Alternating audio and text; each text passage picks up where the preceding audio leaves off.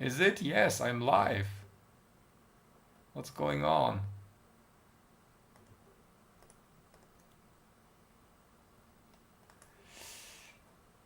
Um, the actress I liked really, Furiosa. The movie was really great. Like, um, also the actor. What's the actor that played Thor before? He performed really well as the villain in the story. I liked the ending. It was, um, yeah, dystopic, cathartic, whatever you would like to call it. Chat is not merged. Oh, chat isn't even showing. Oh yeah, wait. What's? Oh, you will love the HDR. There. Yeah, the colors are great. It's nice cinematics. Again, I think even like the movie is quite long, 2.5 hours or something. Not sure. It felt long. Um, yeah, maybe if you didn't watch it yet, so that's a good place to be after watching Queen's Gambit. Just continuing with that one. Uh, so wait, where's YouTube chat is not showing on this one, is it?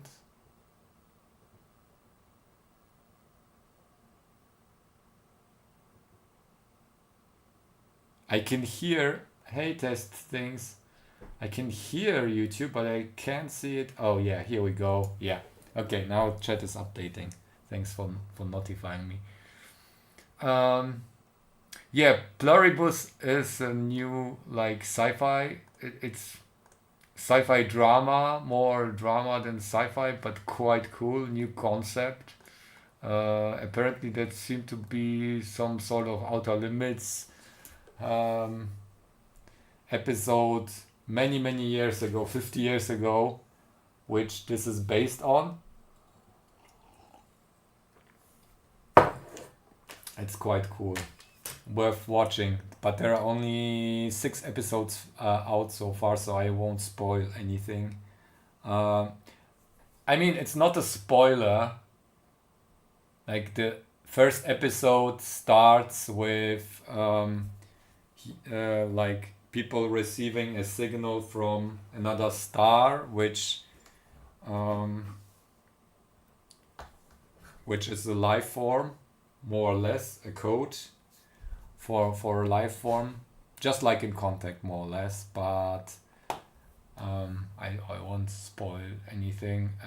It creates a hive mind for humanity. Anyways, hey Jody. Yeah, very worth watching. It was under the radar until I got like some TikTok spoilers or whatever, people discussing the show.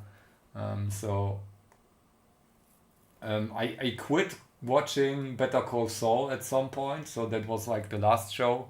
And the actress from Better Call Saul plays the main character in on that show as well. You were in the shower. Too much information, Jordy. All right. Oh, okay. Look at this. Gold Baron. Yeah. Yeah, you got some gummy bears from. Nah, no worries, no worries. Okay. What is that one? Is NC power 3.3 volts.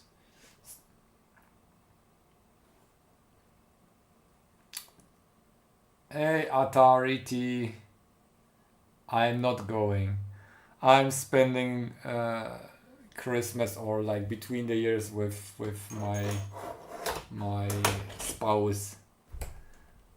It's family time. She has some free time as well. Can't do it. I would love to, but can't do it. Hey, Jesse Harry. Or Yassi Harry.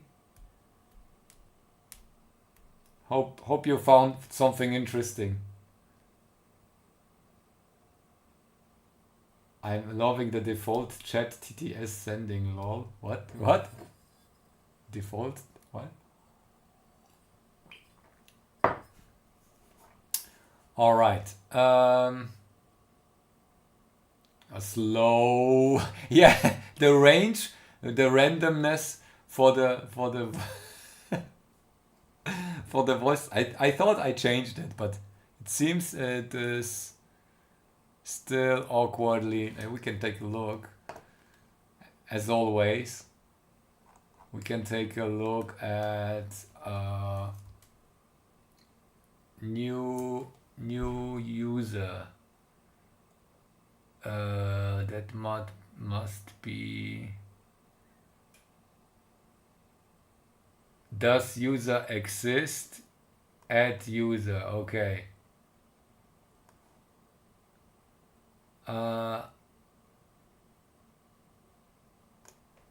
Insert or ignore user blah blah blah. Okay, that creates the user. But does user exist?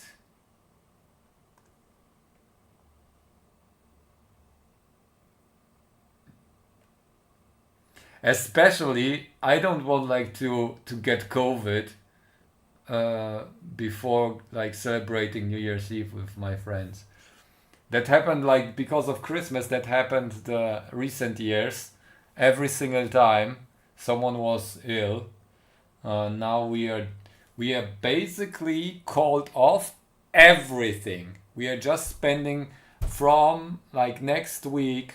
We will spend the whole time until Christmas and New Year, just the two of us. We already met our parents and families. Okay, my father, I will meet him in January, so there was no time before. I'm wondering where is the default value here?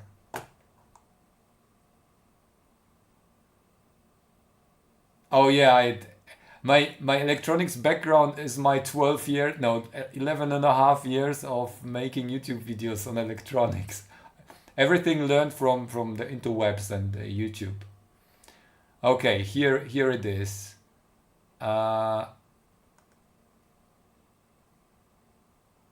Random pair length. What? What? Oh, that's the quote generator. Yeah. Chad. No, Chad would learn that in 2 years. I'm still with struggling with the understanding of impedance. Wait, this was query parameters. Wait, function interpret.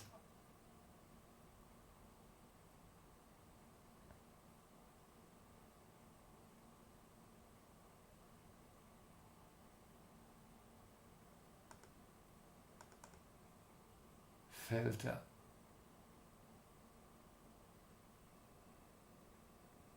It's so strange. Why do we have this one here? Query parameters.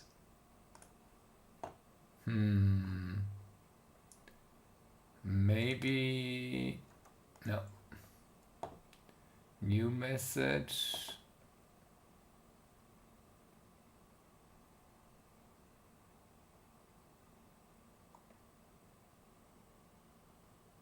Interpret results. What? Oh.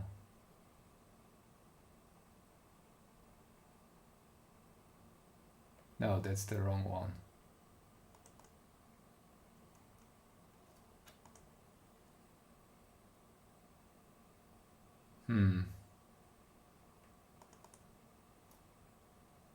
This is why we don't use Node-RED. Yeah, it doesn't. I don't know where the default. I can't remember. Anyways, let's not waste any time. We want to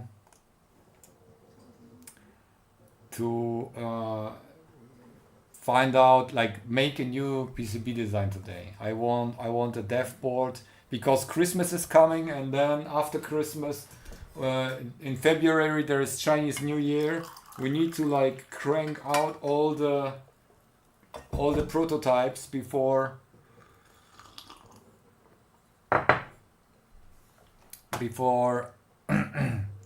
everything closes down.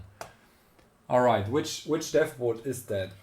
That's the one with QEU6. Okay, QEU6. Because I'm wondering why it's not powering up.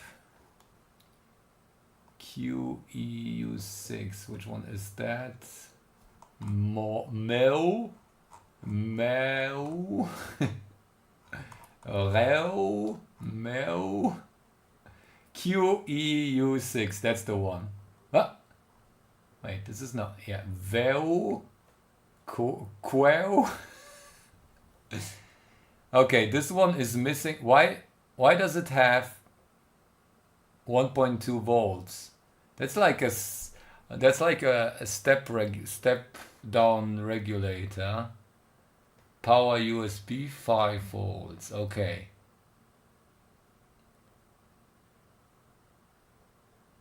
Where's this coming from? VBus CC.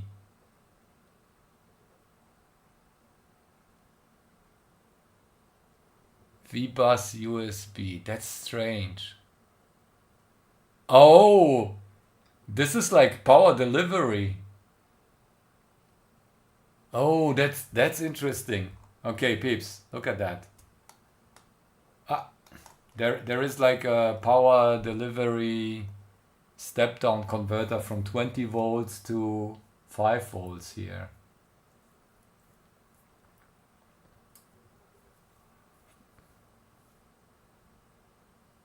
VBus CC. This is where, wait, VBus.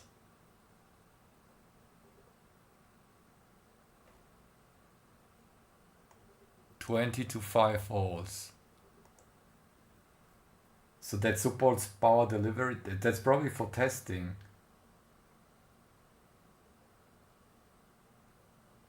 Wow, okay. So what happens if you switch to 20 volts while... Oh, there's also... Oh, interesting. Hey, Ulis. There's also the 0 ohms resistors here. CC1 and CC2. That means that this basically doesn't draw any current. And what is this? Oh, VBus CC. VBus USB. So probably we need to set a jumper here. Ah, that was missing. Because we have just VBus, but we don't get any power here. Huh.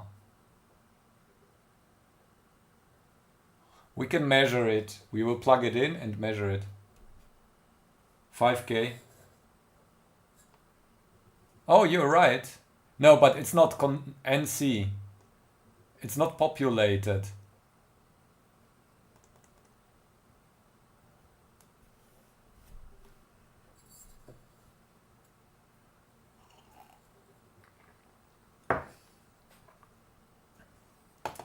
Hey, life and cycling, long time no see. What was the last time you have been here? That's like 10 years ago.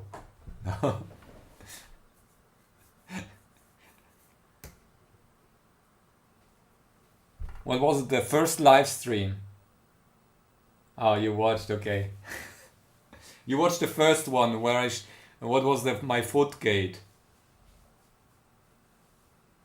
Yes, that's the Node-RED is running on the Home Assistant yellow, so don't complain, please. I followed your advice to use Home Assistant. All right, I can just plug it in and see if I can measure the power. So let's do that. Yeah, so it's not powering up when I plug it in, but there will be probably some voltage.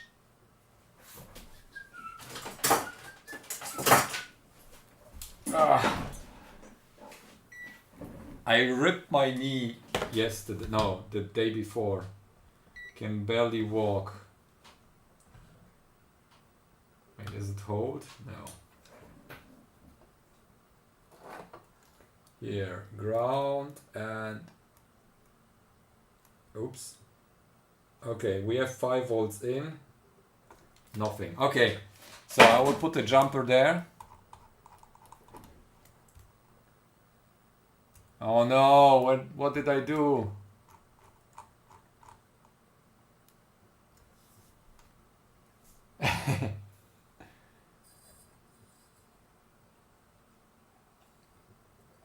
Yeah. December is alright, but I tell you, February, Chinese New Year, that will be neck breaking at the neck breaker. Here, nothing's. The world productivity will drop by 50%.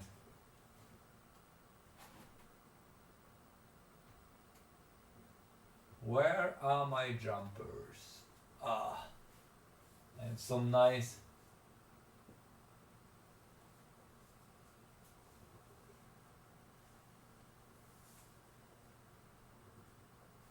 Here. That's for Johnny.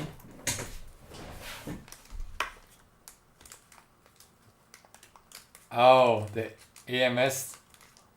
I love that one. I have a reel of that. I might have a reel, or at least I have a lot of the 117. Only 10 milliamps? That's cool. Okay, so we can short it with a pink. Oh, we switch here. Power in with pink. Here we go. Nice. Pink jumper.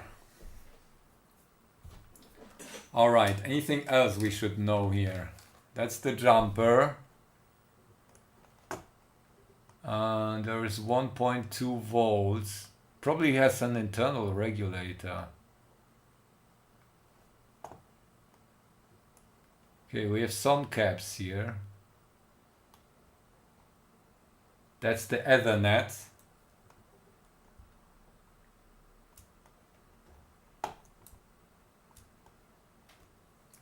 Oh yeah.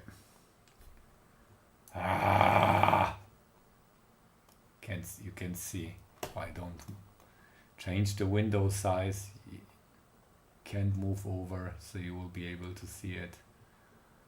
Okay, so that's one with internal magnetics with LEDs as well. VDDIO, LED 1 and 0. Okay. Do you think we can copy that design?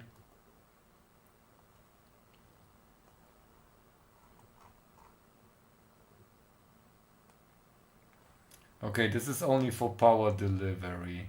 I think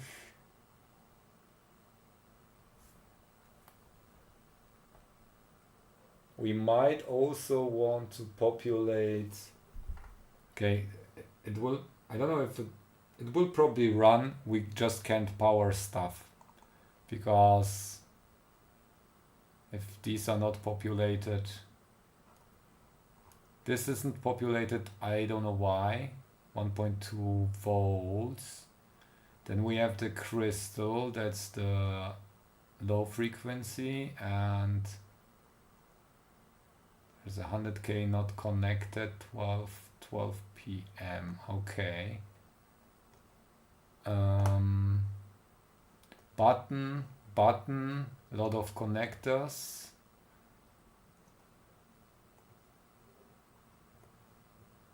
VREF.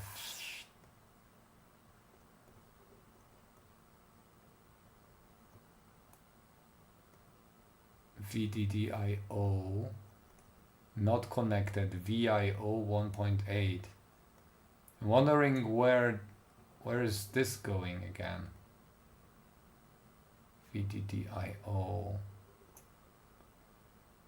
3.3 volts. VDDIO, VDD. A. Okay, so this is the power distribution. Where is VIO here? VIO 1.8 is over here.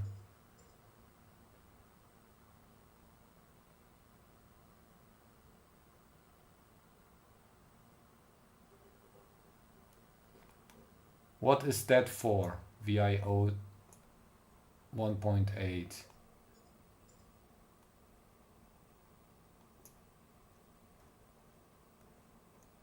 1.8 power VDD. Okay, we have color coding here.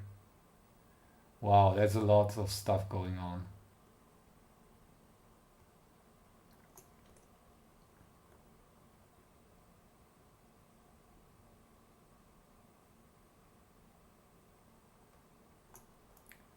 Okay, so 1.2 volt is going to USB super speed.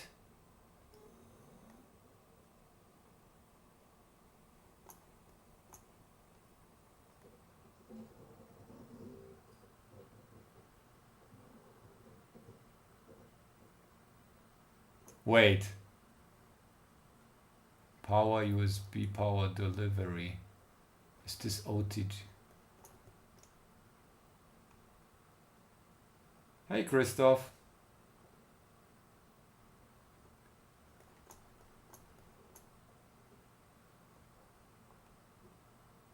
Oh yeah, that's the host.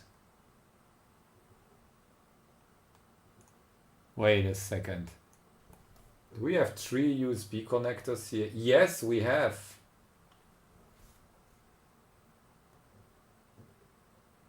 Is this by any chance? Oh.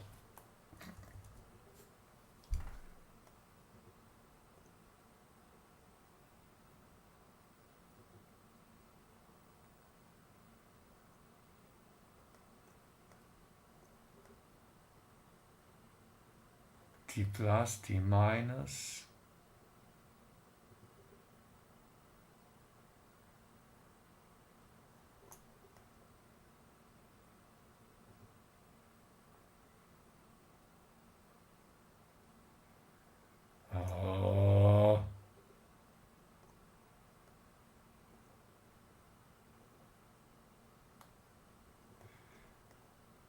I'm wondering if this is just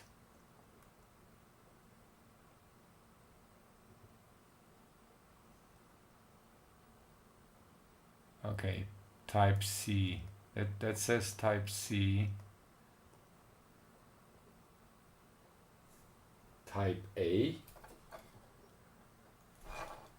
Oh, I see. The super speed is on type A connector.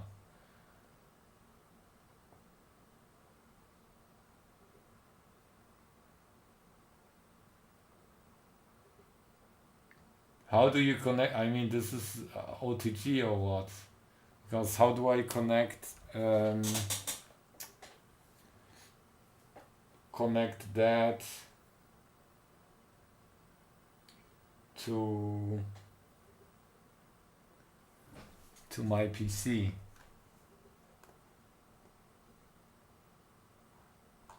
It's weird. That's type A connector. I don't have a USB 3 type A to type A.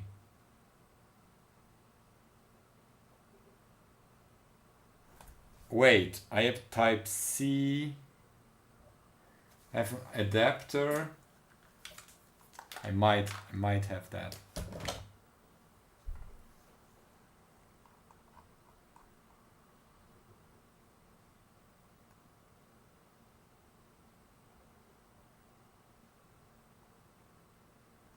It's a tough choice here. Okay.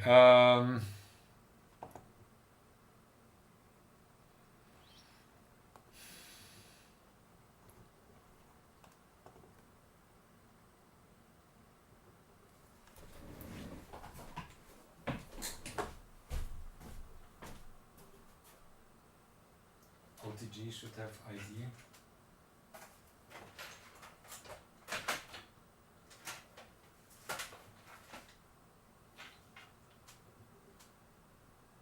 I need that little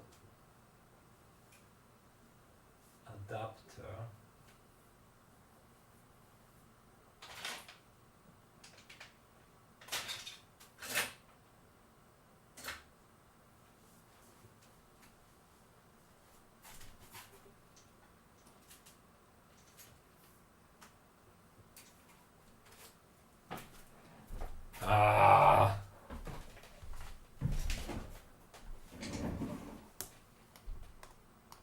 ID pin.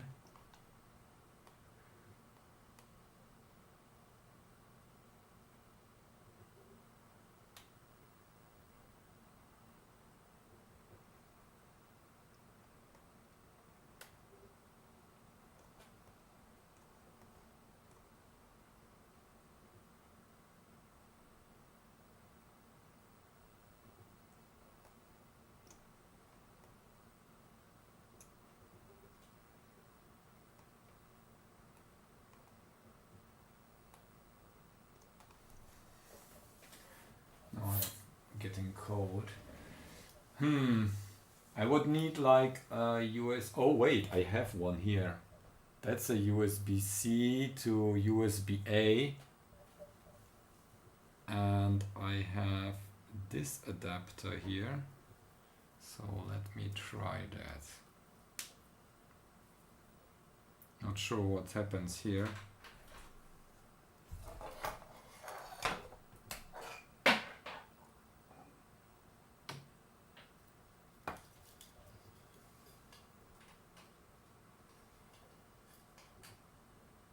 No, there is no Cisco hotspot. Oh!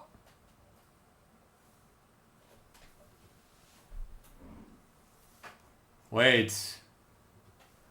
It says I need to format. What did I upload there?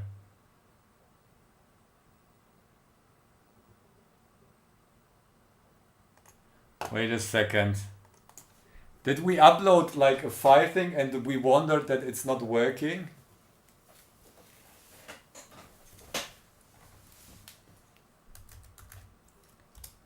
Ah shit, it's the wrong tool. Partition manager. Before I format anything, I need to see what we got there.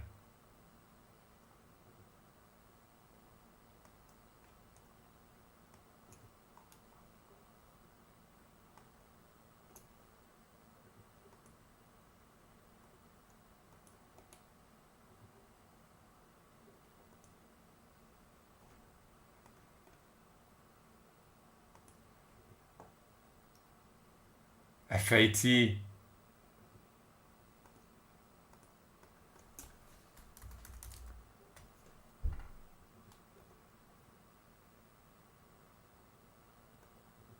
All right.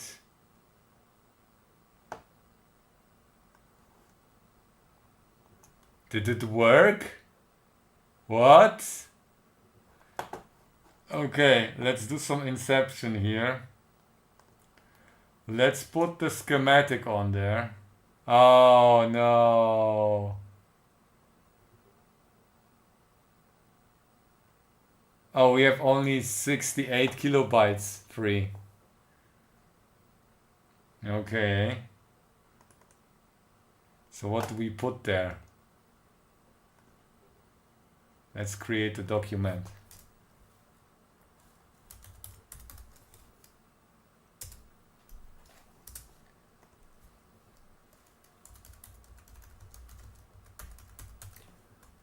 All right.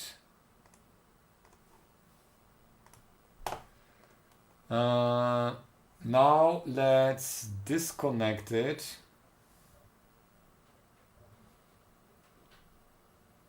It's gone.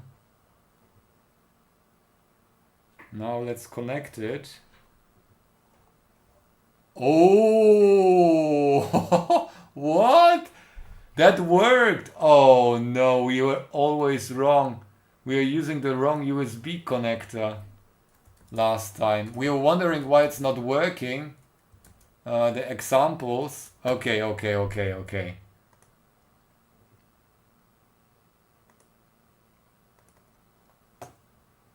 Let's check out the examples again. So that was USB super speed device. What is this? UVC DVP. What does that mean? Oh, that's the UV camera to DVP. What is DVP? Not sure. Should we try that? We will destroy our drive.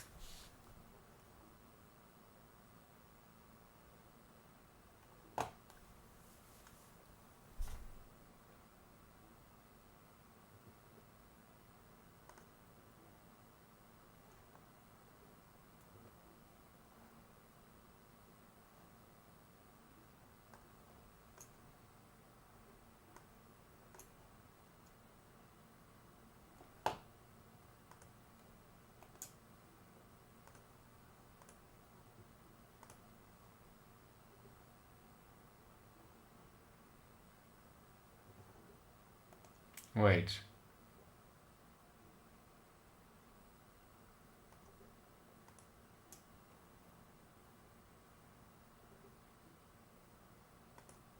Oh yeah, I have the to connect the linky, and we don't need the linky power anymore. That's cool.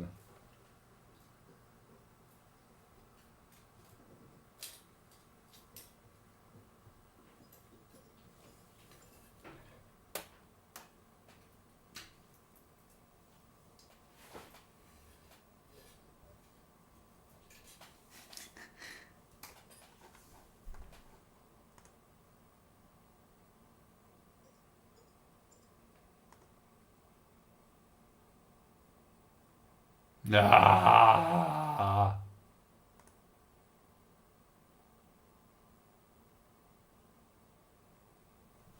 It failed to erase all code flash. Okay. I don't have the reset here.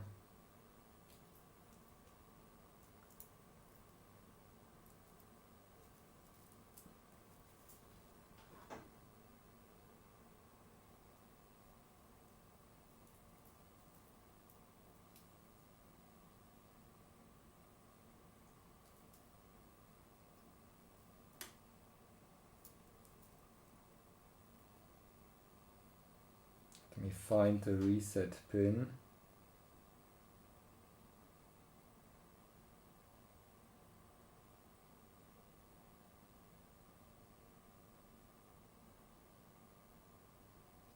There is reset.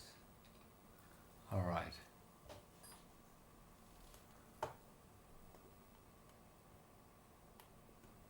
Ah.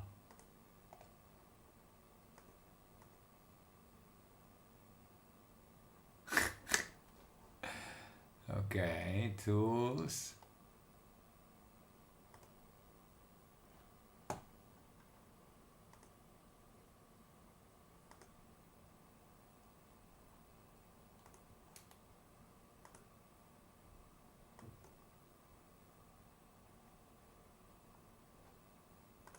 I think we might have power issues, so let me add the power again. 3.3 volts here.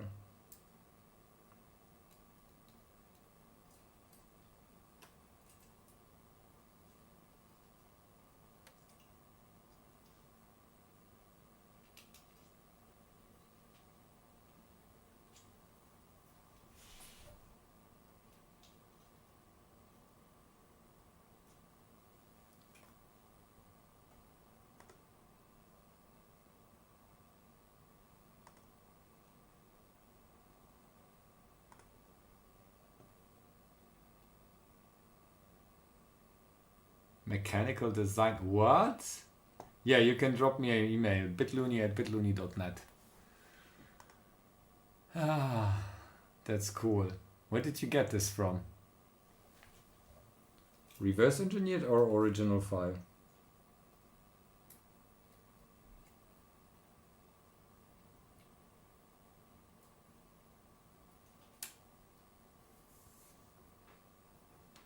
Somehow I can't program it like that. Let me unplug it. And now program it. The weirdness here. Oh wait, we need... Yeah, now it works, okay.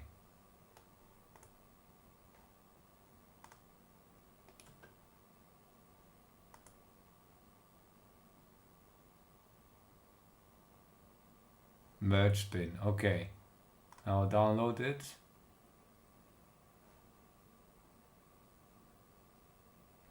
Why not merge?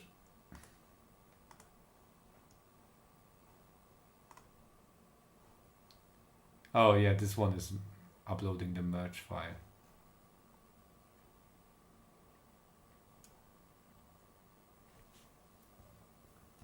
Okay, now let's see.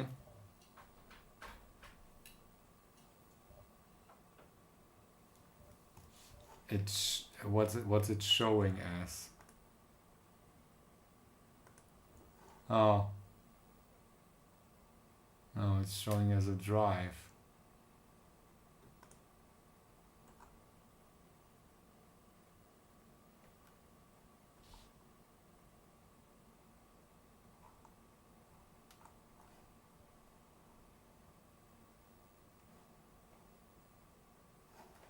What is DVP?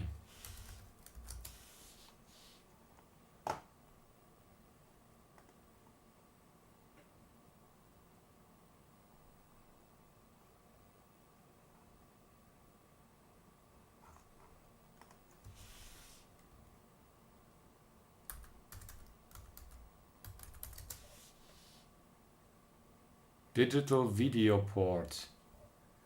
Parallel bus interface, the interface in MCU. Okay, let's see.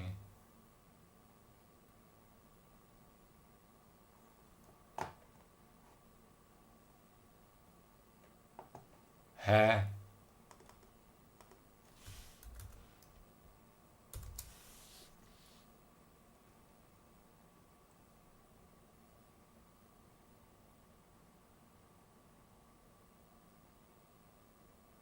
UVC based. Alright, okay. That has nothing to do with that. I want like to test a super speed example that seems to work with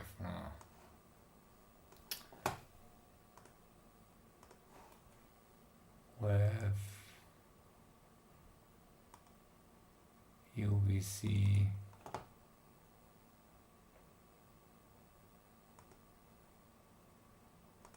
device.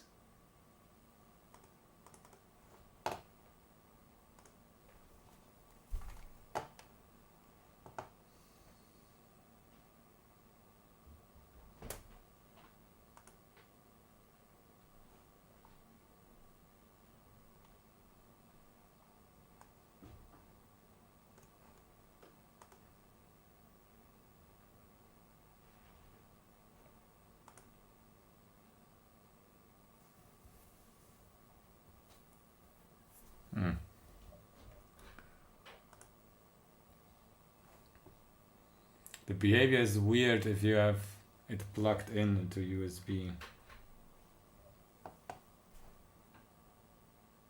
Oh, interesting. I can hear something device manager. What is this one doing?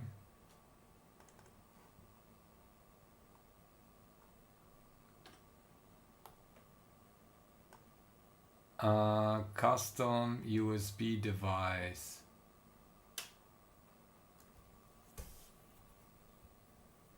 With endpoints downlinking data and uploading via endpoints respectively. Endpoints 3 upload and download data separately respectively. The device can be operated using bus hunt or other upper computer software. Bushund. Okay, let's check out Bushund.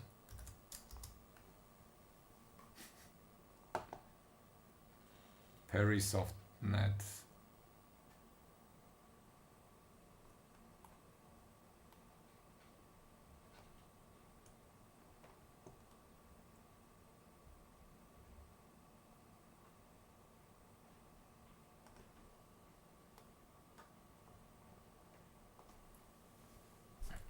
Let's download and start a free app from the interwebs.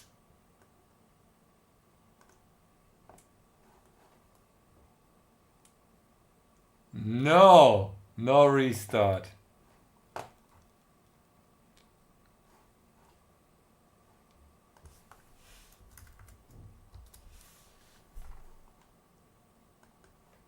Okay, we have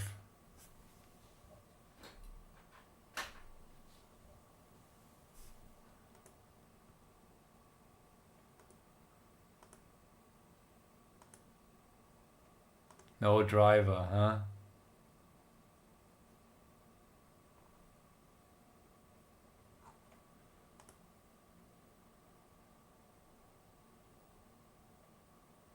Yeah, I probably need to restart because of driver or something. A driver hook. Anyways, let's check out Gerätemanager.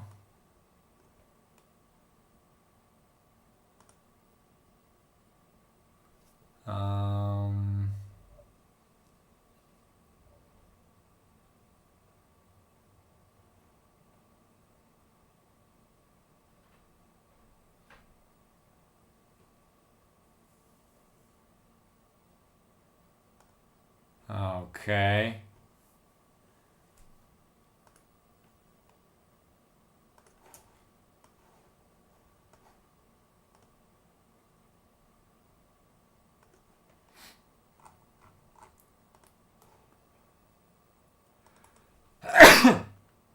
Sorry.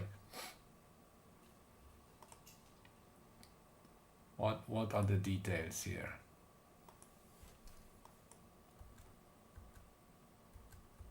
Oh, device descriptor failure.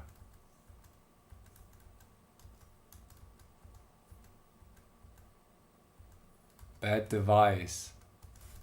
Okay, that one doesn't work. It seems. A nice example.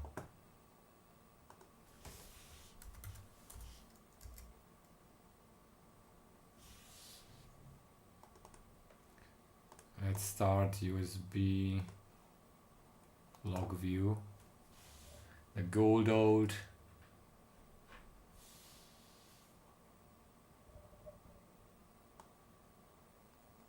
Oh, okay.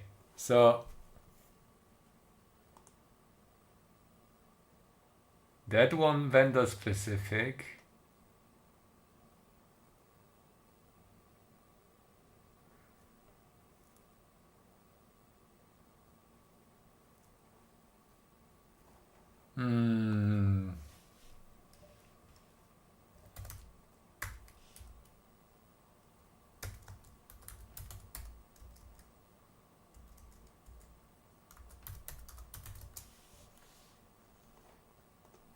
Let me see what this does.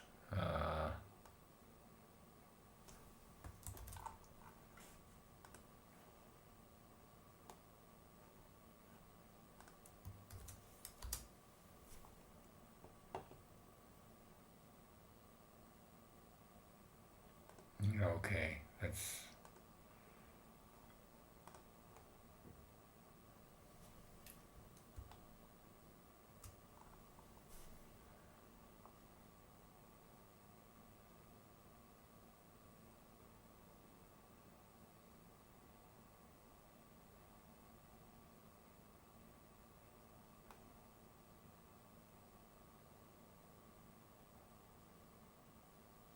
Wait, is this the same thing like these here? No, that's PCI Express bridge.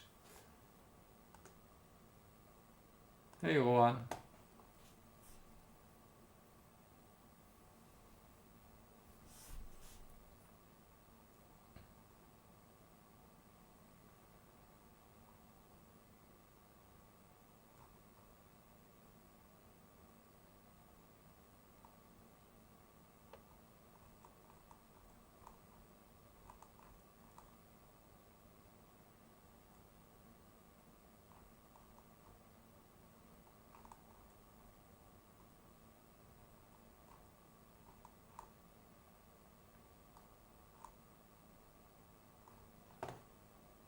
Alright, so it's just a bus driver. I don't know what this unknown device is though. Is the bus driver showing here USB, generischer USB Hub? No.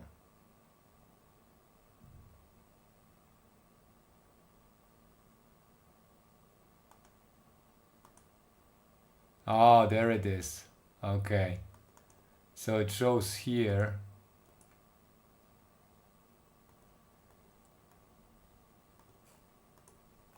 Alright, so it's just a parallel bus, more or less.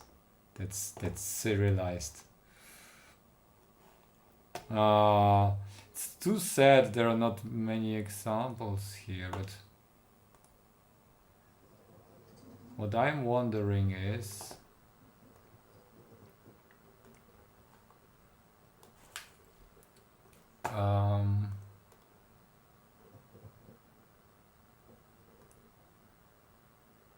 if we upload this one, why we see it's still open? Yeah. Why we see nah, let me unplug it.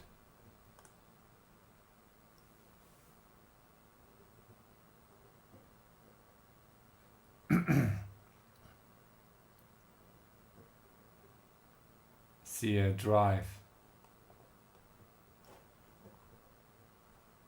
Download finished. And it will show a drive again. Yeah. Can hear it already. Where is it? No. No, it doesn't show a drive.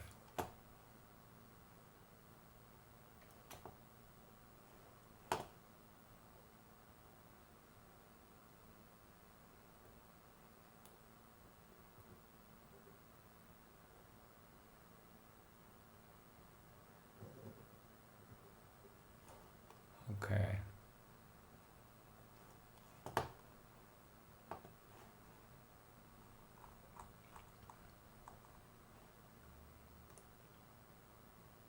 Oh, here it is. Okay. That was an old message. No.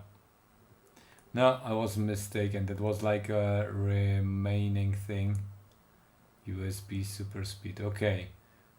But what USB device?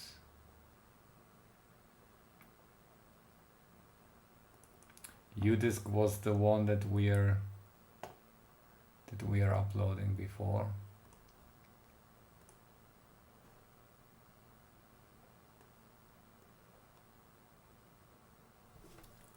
Yeah, download that.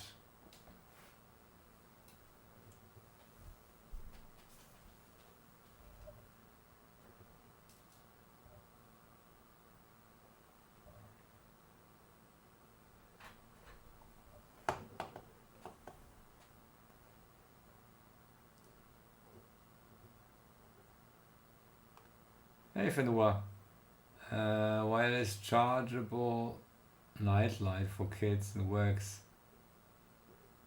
Oh, nice. Kid proof, yeah. Sounds good. Fat, yeah.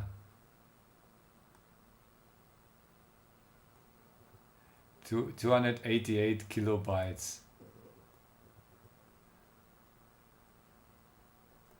Nice. So let's save it again. And low is there. Okay, so this example is working with the USB 3 connector here. How does that work with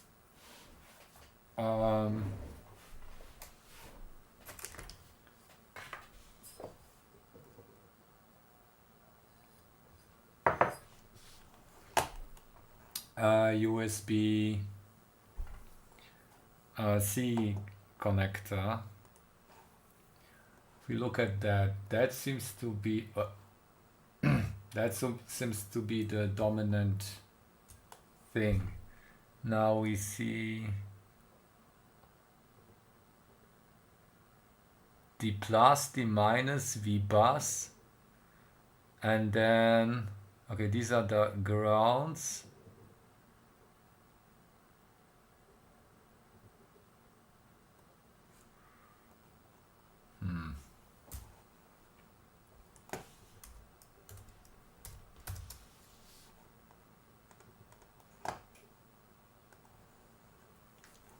Oh, now I can see that, all right.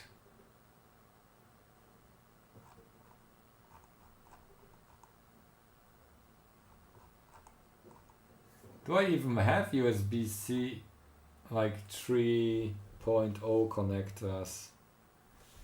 Are those all the ones that I got? Discord?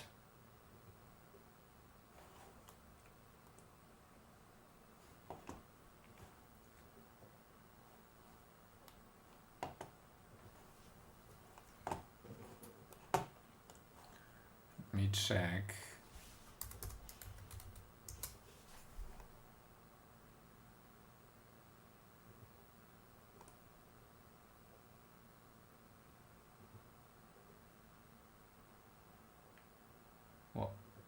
What is with Discord?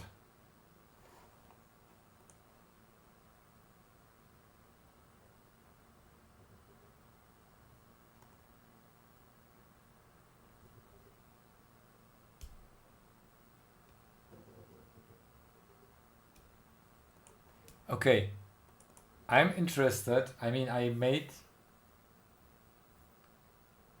the design for the USB-C PCB connector. Oh yeah, unconnected TX1, RX2, RX2.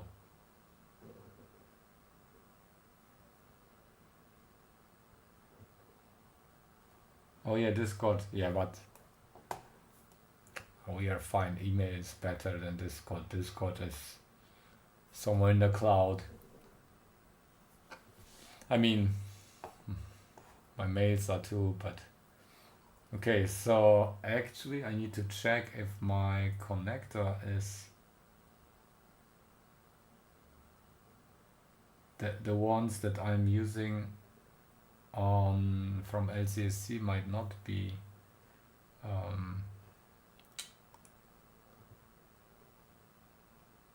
USB 3.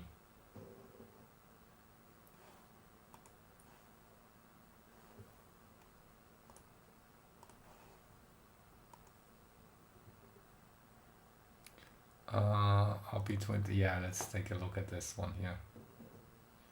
I used the connectors over here.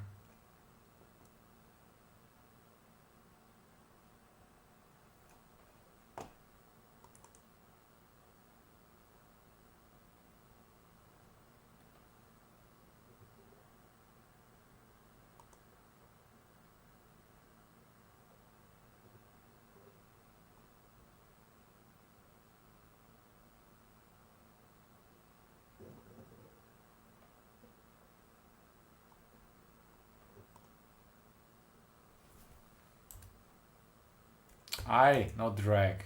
I want a data sheet.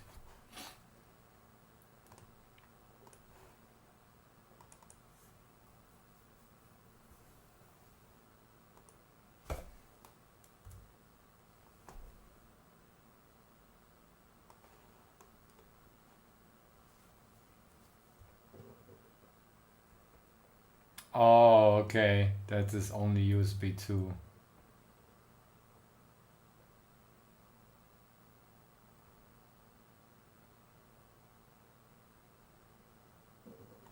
Doesn't have any USB 3 lines here. Yeah. All right.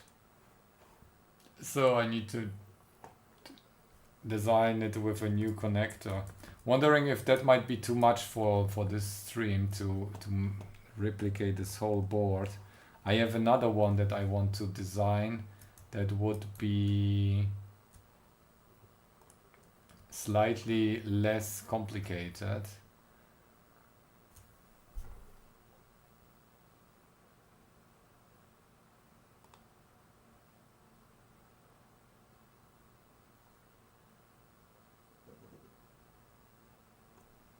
Where's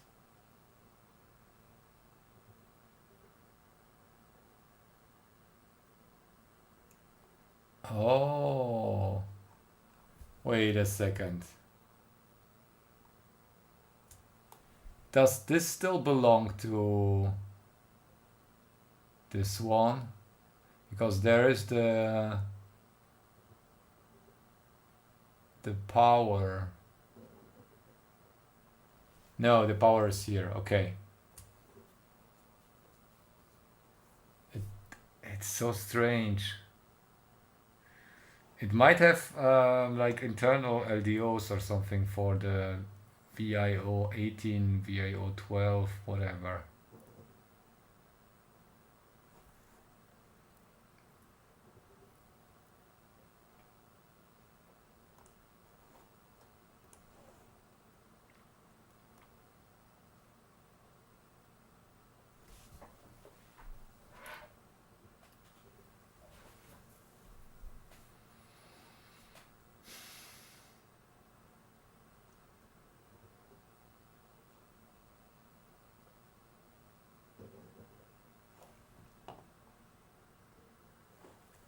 Yeah, I need more. I need everything I can get.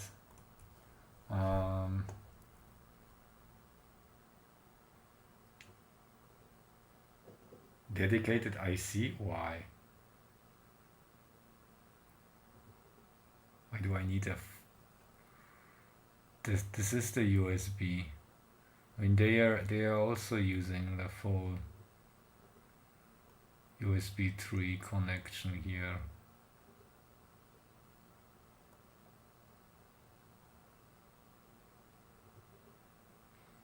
The design might be like we need to be really careful with the traces here because of the speed, the clock speed. Yeah, I might want to postpone that one. But we have another one that I want to try, another MCU.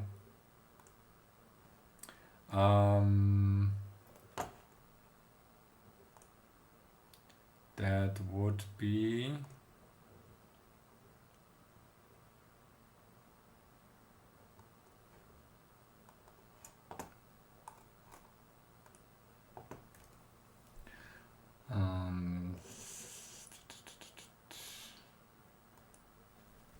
CH32 B303.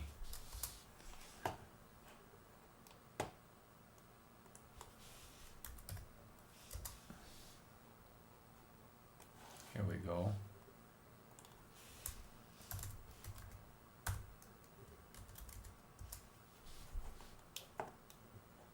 The smallest package, that's 48 pins. Yeah, it's quite affordable.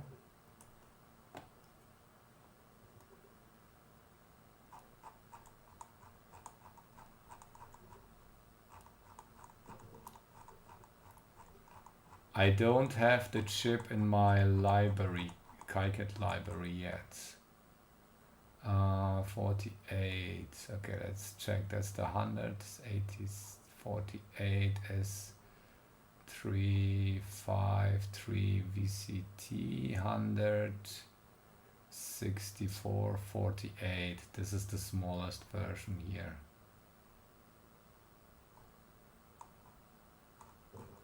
All right.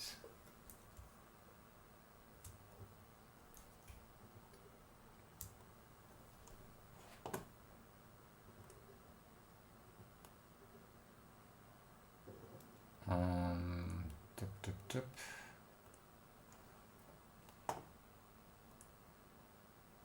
New project.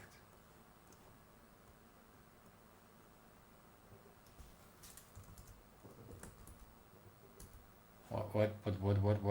How many pins? Full USB-C. No, it will be like super speed. I think that's not like 3 point whatever. And you can short a few pins, I believe. Or are they not like, because it's flippable, so D plus, D minus. Are they used differently? There are like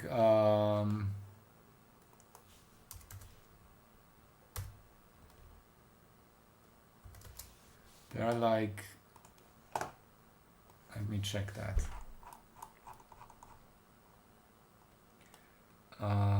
Pop USB.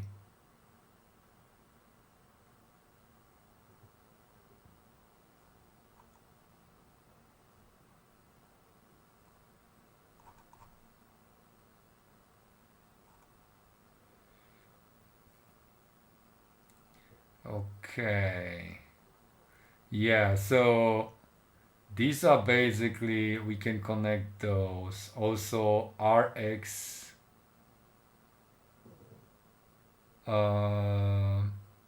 Oh yeah, there are different RX and TX lines.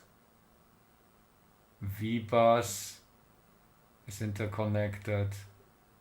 So it's up to 4 extra differential pairs. But these here are, wait, that's a USB 2. Super speed differential pair 3 transmit. Okay, let me check.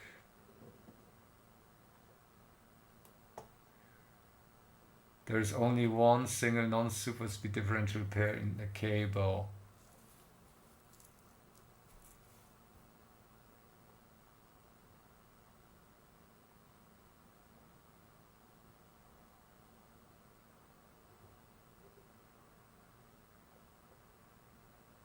Yeah.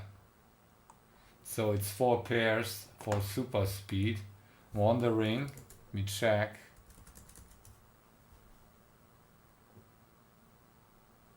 Yeah. Okay, so there only 2, no wait, 1, 2 extra like super speed differential pairs. The speed is also limited.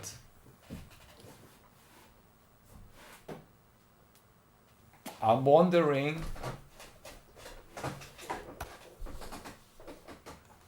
D plus.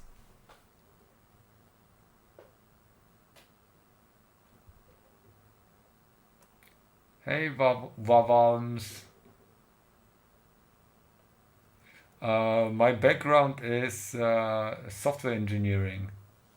I have a master's in software engineering, but building stuff, like physical stuff, was more fun. That's why I'm doing it now. Just fun project. Oh no, I clicked here. Stupid viewer.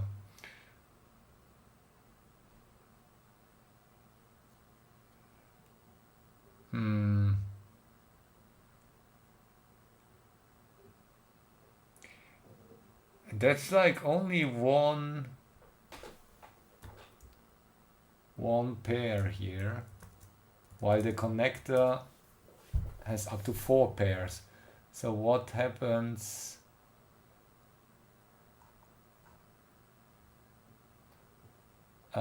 super speed pair 1 negative positive TX and RX.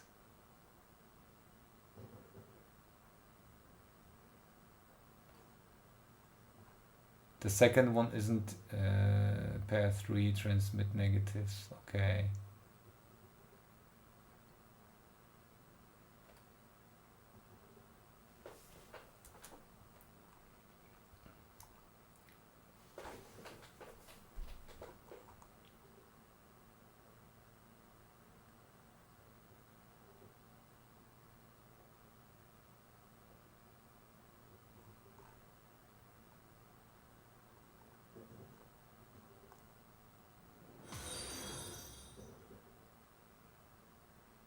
Hey, thanks for the follow, Silverman.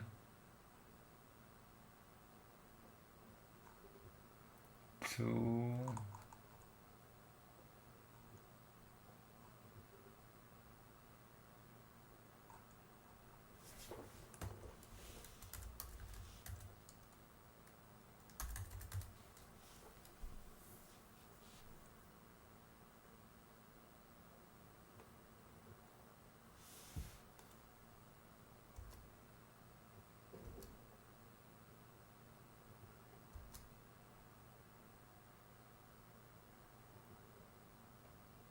Okay, here.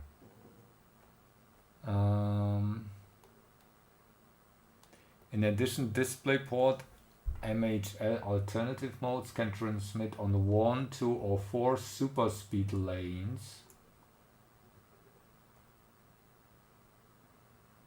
So two of the remaining lanes may be okay, but still, like display USB 3 display Thunderbolts.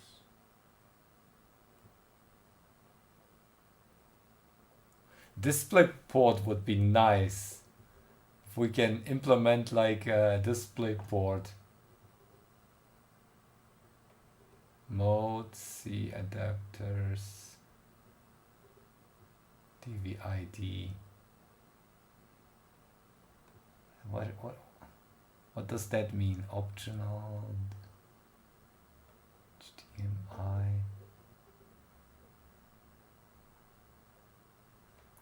Oh, here, power the USB 2. Ah, here we go. That's what I was looking for.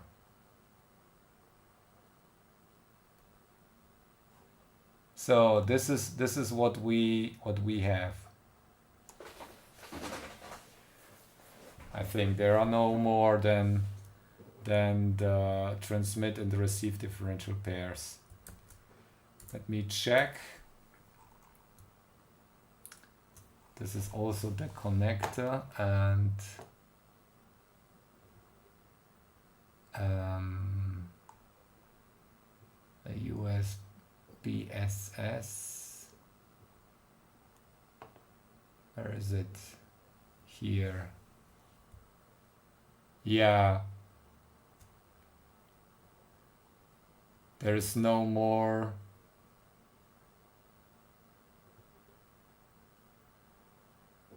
What is serial DES? Serial DES?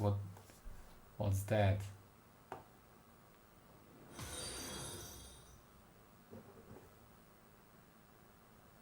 Thanks for the sub. What is this hex number? It looks like text.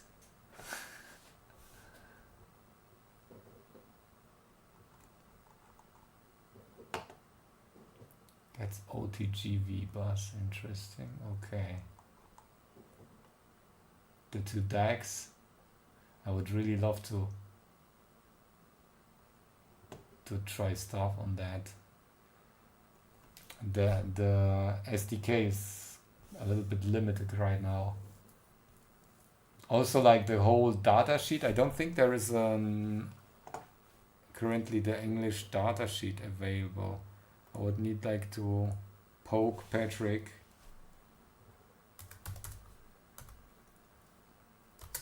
to translate it. I think they use AI or something.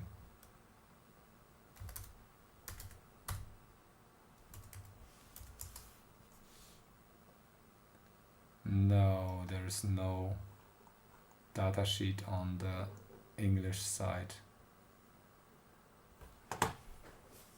Wait. Yeah, there is a datasheet, but not.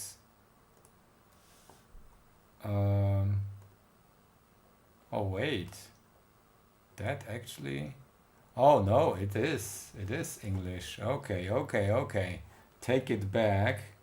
We have 2 megabytes, but is it a full description? I don't believe it, because that's so much stuff.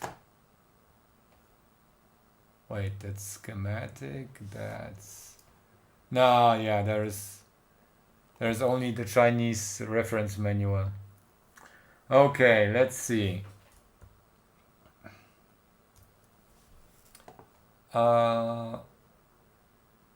Serial DES high-speed isolated transceiver.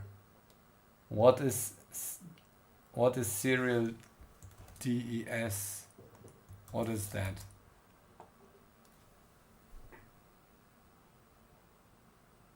That's all right. If we have a graphics card, oh wait, no, the wrong way around. Wrong way around. Okay, we have to use a different interface then.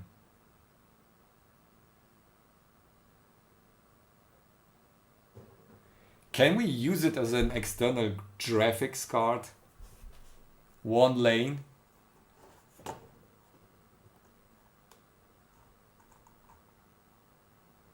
Thunderbolt.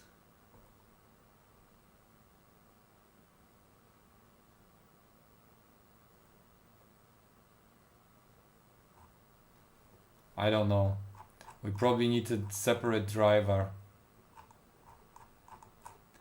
But I love the graphics here that shows how we are using the connector here.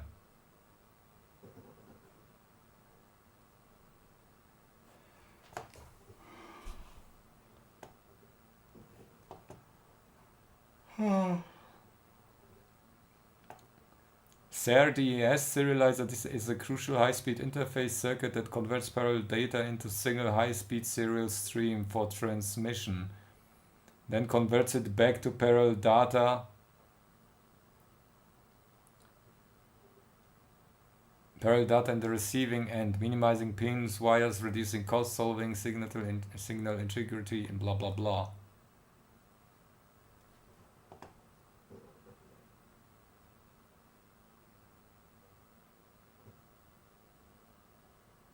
Okay, yeah. What kind of IC would you recommend then?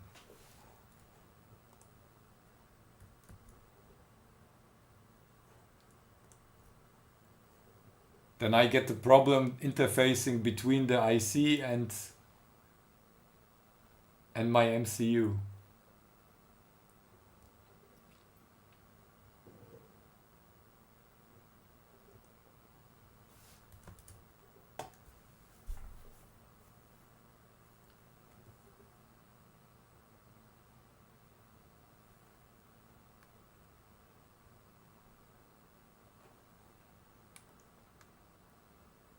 This is above your grade.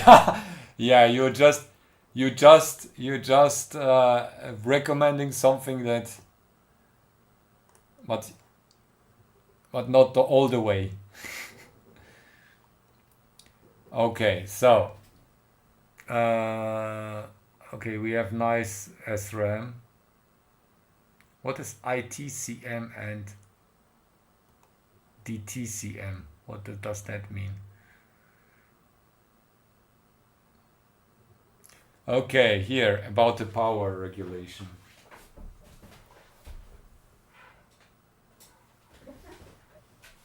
I need to get rid of my TFT screen here.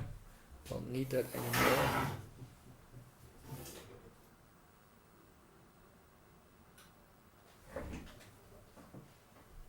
iCache versus Dcache, what does that mean? One.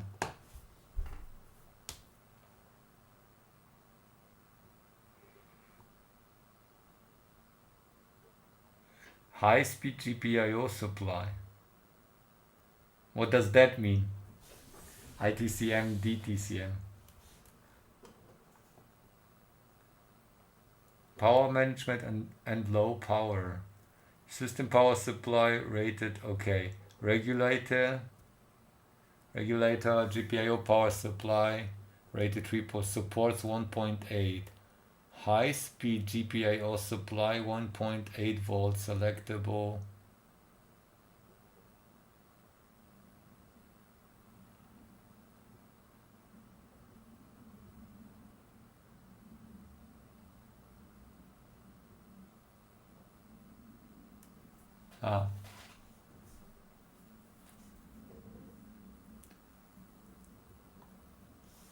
Built-in factory adjusted RC oscillator, but I guess you need, for super speed, you need an external one.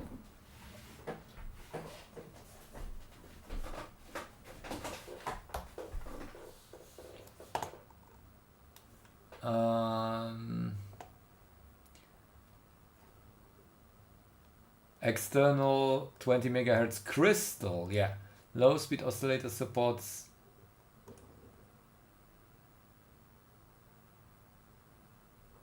Oh, there was a comment in the source code.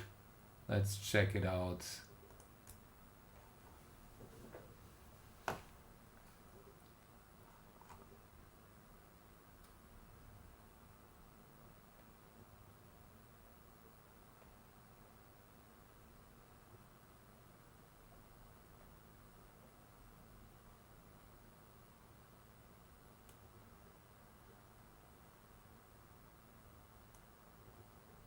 It's recommended for the class. So it's not required. It's recommended. Okay, interesting. Yeah, but if I design something, I really want to be sure that it works like with full speed.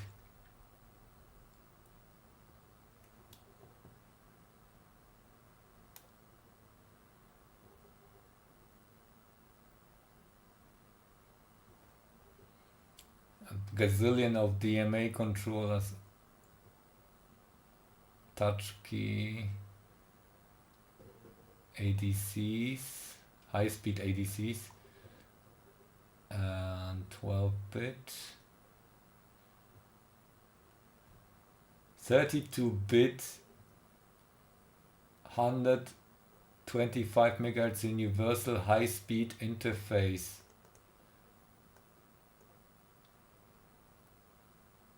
What is that? Uh-oh. Did I lose connection? Or was there a hiccup?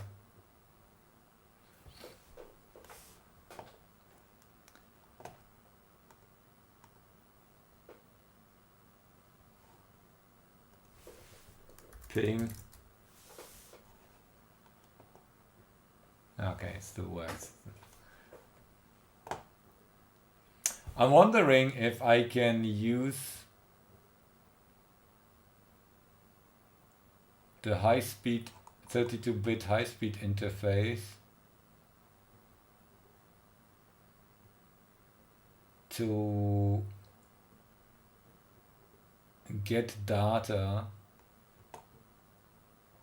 and downstream data from cluster, like reading from 32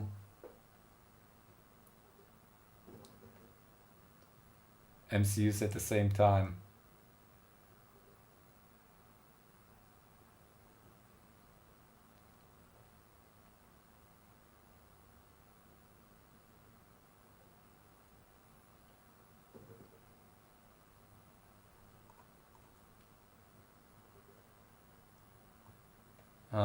Super speed 5 gigabits per second and measured 450 megabytes per second downstream.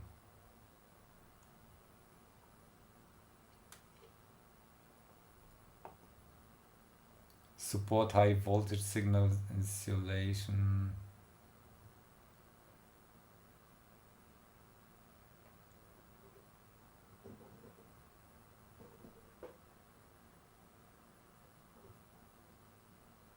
One wire debug. Encryption.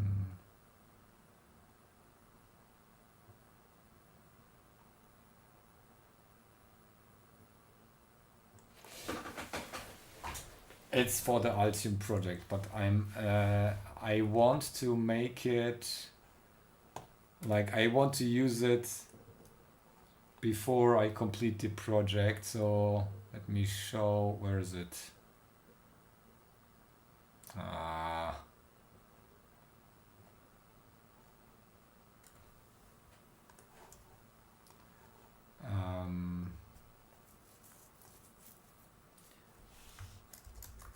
On shape. I made changes to the design. I will show you. But I want like a project that's independent of that, like a step before, more like a prototype.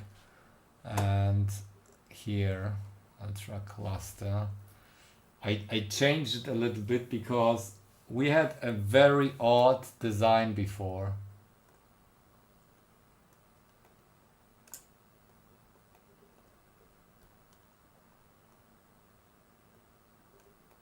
What do I ask them? This like that should be like the main MCU that's interfacing the whole supercluster. Okay, so this is the new design because I thought if I use this one here, let me switch to this one. Look at that, how dense it is. We have 64. So this was only, this one was using a glass tube of 300 millimeter diameter. That's the maximum affordable glass tube that you can purchase, like a glass container. But then the problem with this design is, yes, what? Yeah. Good luck. Yeah. Thank you. I mean, it has also, the MCU has also Ethernet, so I will do both.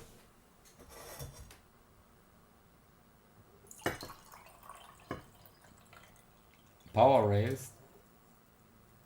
Pad on slot. What? What do you mean? So problem with this diameter, I can only fit 32 connectors on the baseboard, which means these PCBs will get. Can I select that? Wait, let me disable the container. This board is huge already. It's like 50 centimeters long. That's already the maximum, I think. It's longer than. Are you sure radial is the optimal pattern? No, but it's optimal for visualization. Rectangular would be the optimal one. This is just for the show. Yeah, I will power the whole PCB, so the power limit should be like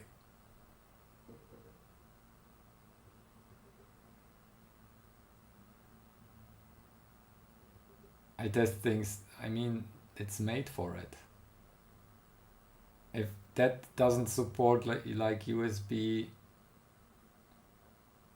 super speed, it's built in the support.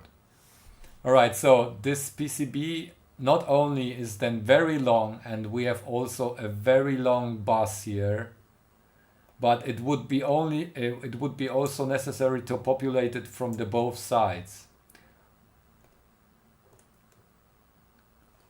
Ultra cluster, yeah, you're right. Here, ultra cluster. Who named this? Thank you. All right, and this version is wider. We can put 32 MCUs. Wait, wait a second.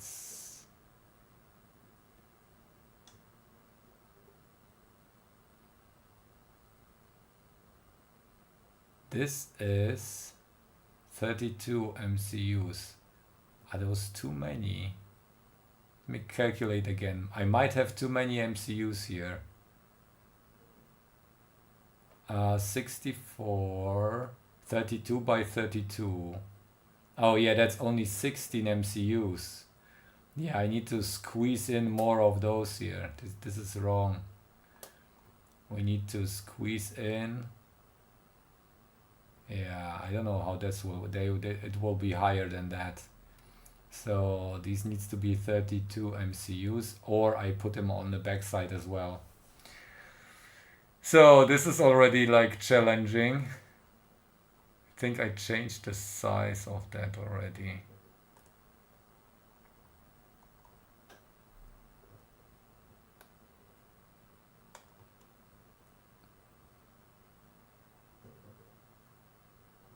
Yeah, there will be something on the bottom because that you can't like put it, or it will be upside down if it's air cooled. Then it will be easier.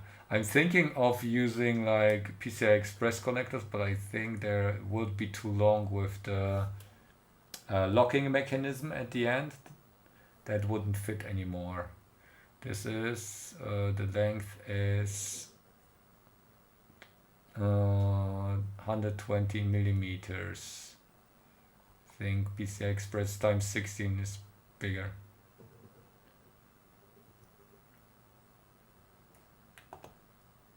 Okay, I see you have many ideas of how to solve it mechanically.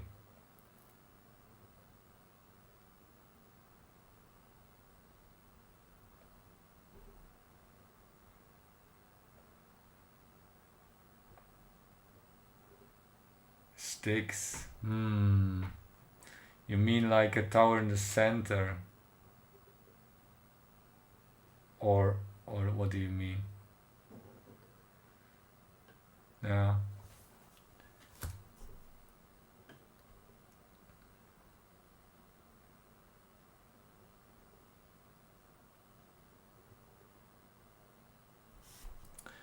Anyways, this is the new design. So this should be 32. Don't look at it too closely.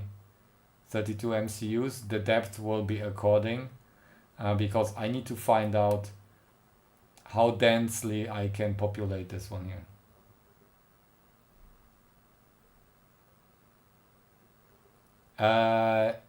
I checked it. We are basically, this is the width that we can accept here, because I can show you. Wait, we can disable the container. I have this circular pattern, and then you will take a look. Whoop!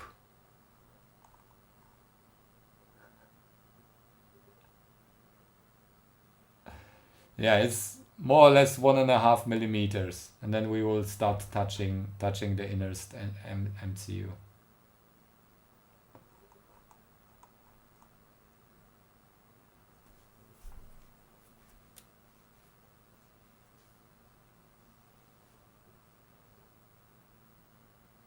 Couples to the tube.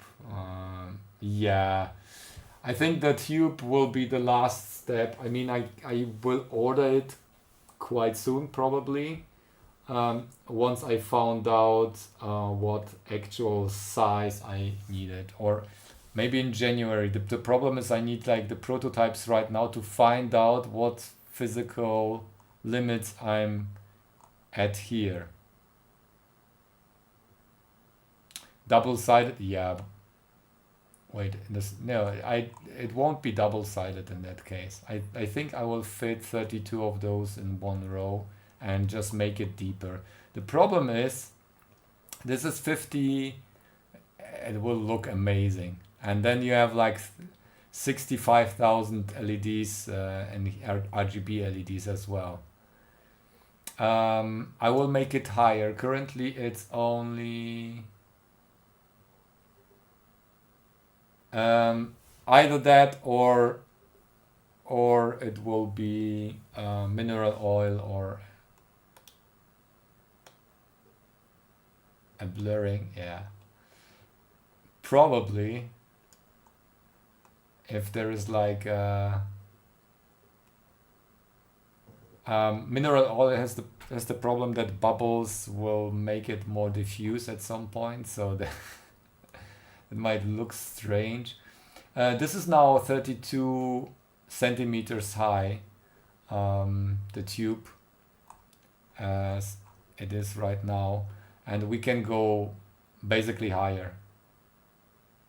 Yeah, it's a lot of current, but I will drive them at a very minimum, and they will have separate power supplies so we won't brown out.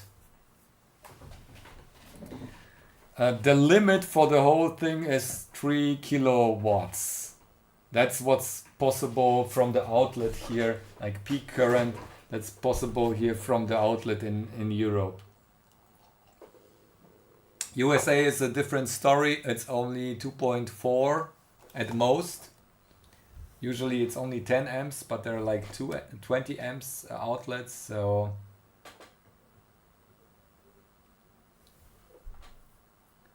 no. Water is the worst choice. It's not recommended. It will mineralize at some point. You have always like residuals. The issue is I checked for there is submerged cooling liquids, but they were all discontinued because of PFAS. There are all PFAS coolants, and the like drop-in replacements are basically they could destroy. Oh yeah, the container size, the maximum size I can get from anything like is acrylic 50 centimeters diameter.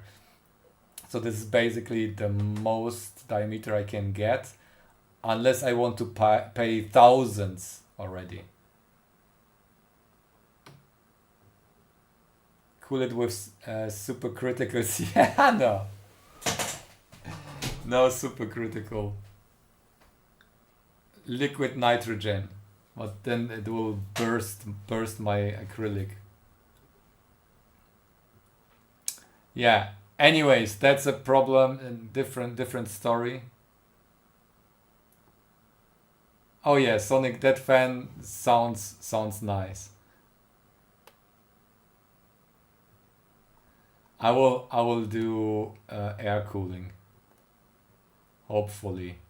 So we will put openings here everywhere, and then in the center there will be like a tube going down, and on it we will like somewhat try to create a flow or something, or a fan.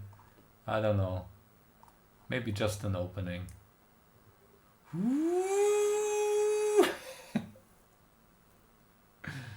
Blunt volumetric, yeah. Dyson hair dryer. Anyways, I wanted to create something today. All right. Oh yeah. Now I closed it.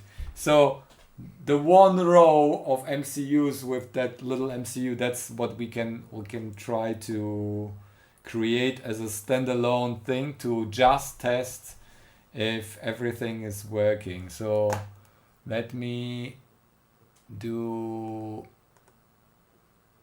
ch here, PCB, and then all right. Let's start with the schematic. That's KiCad. I'm still learning how to use Altium properly. I did create, I can show you. Let me open my project. I already started like creating libraries and so on, because like the Chinese manufacturers don't really support, but it's like really slow. There are like interesting parts about making clusters on Altium. Can show you here properties. I'm just getting familiar, and that takes time. So what you can do with subsheets, you can use like key like the sheet symbol repeat here. Repeat.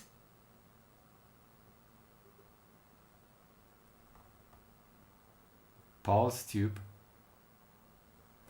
I don't know. So you can just do repeat and then 132, and then you will get that. And then also you can do it here, like CS is the chip select.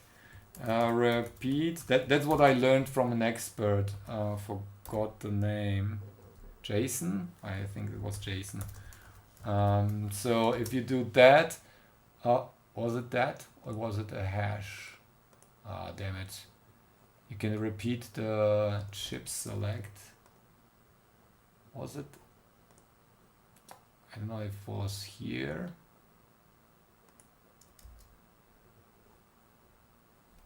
Yeah. Now I'm lacking the knowledge. In some form, like all of those use like the same signal except for CS, but it seems I got it wrong. Repeat there. Let me check the documentation. What is this like? Oh shit. Here, sheet entry.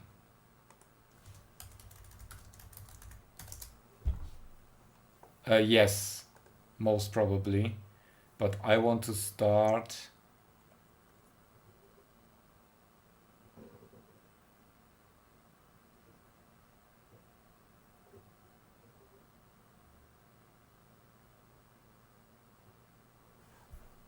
Wait. I think I was wrong. No.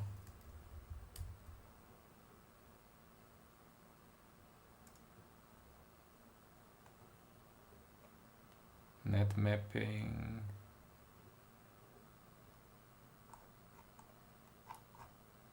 Let me find that multi-sheet. Yeah, that's what happens. I mean, you can use the benefits of that, but there is also like a lot of reading and learning.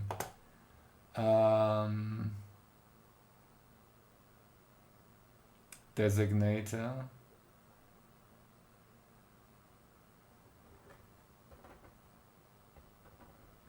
So I've dedicated the device redirecting to each individual modules.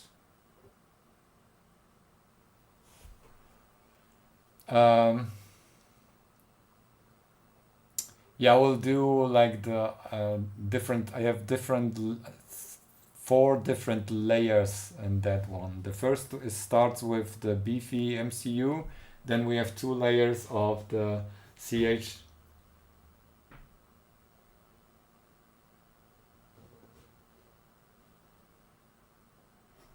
Docs say repeat headphone.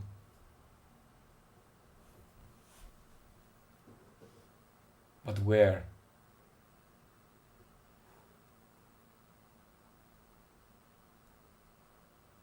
First instance sheet.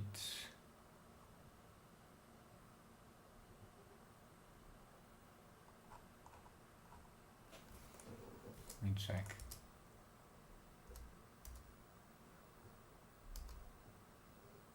Repeat CS. Yeah, well, it doesn't. Okay.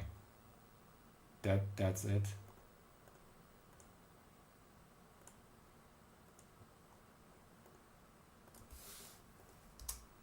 All right.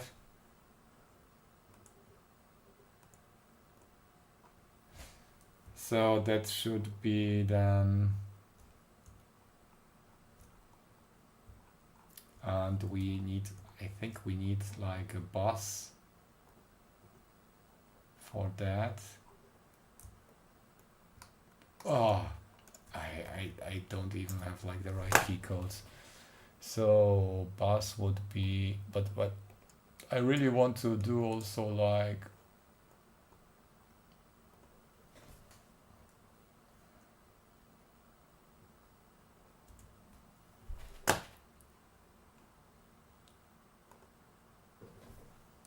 how do I do a diagonal one?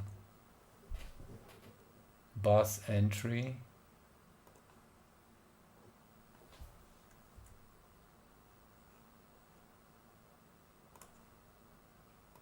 Let's do a bus entry, and we need a net label. It's a net label.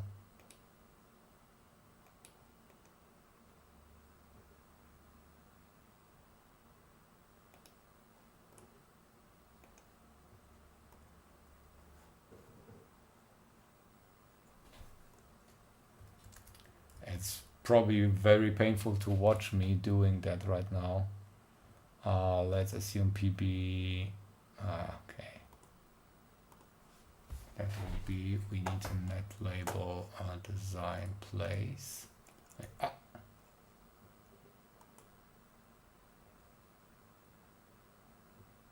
Net label.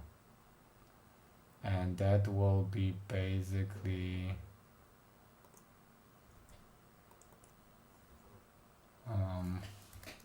CS1, and then I think that needs to be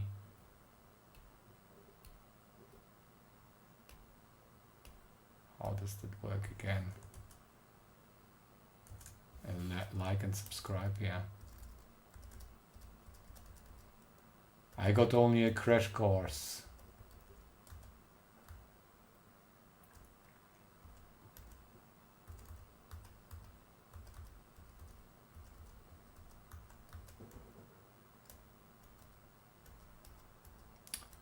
They are using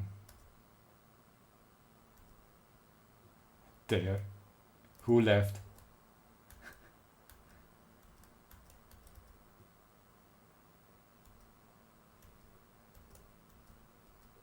No, I'm here.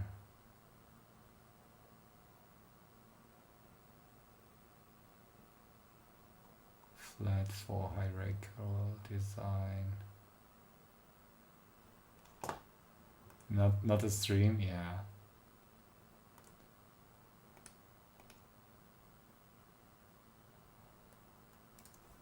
Century. Anyways, I need to find out. That's why we will start with KiCad here.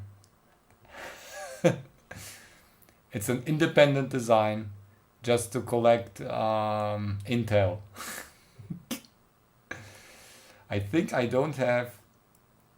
Oh, library basics. Oh, Google, my Google Drive doesn't work. Just crashed or what?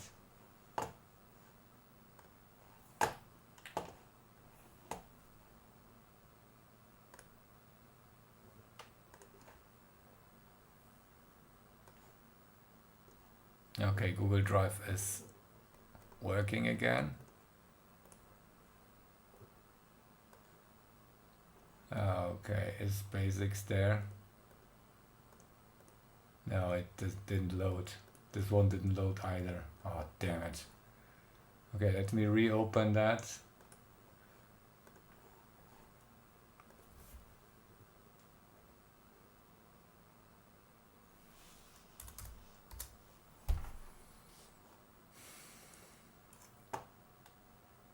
So it has access to my libraries. And I hope but I think I didn't do it yet. Nope. It's missing this one. What's the name of the one that we're trying to do? Oh, look at that. Isn't that cute? Nice and cute. Yeah, nope. New symbol. Symbol name.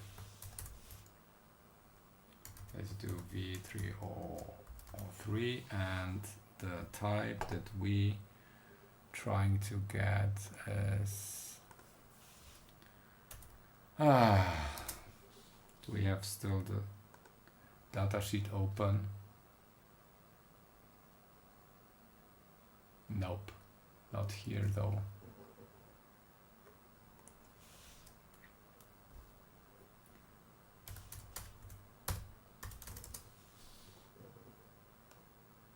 CBT6.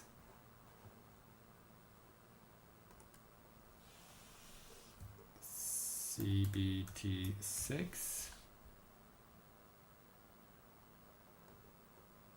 All right.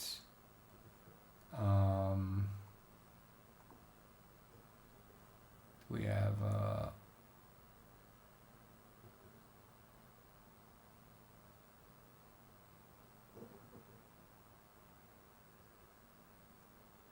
what is that?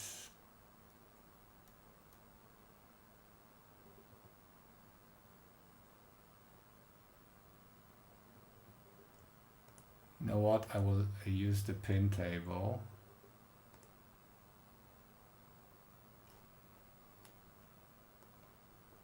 What's the goal? Making a new device. I need to find out unspecified, and we have 48 pins here. 48.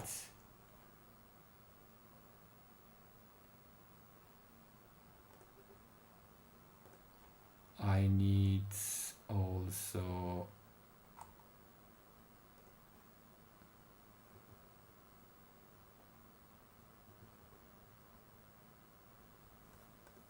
CH42. I need the data sheet.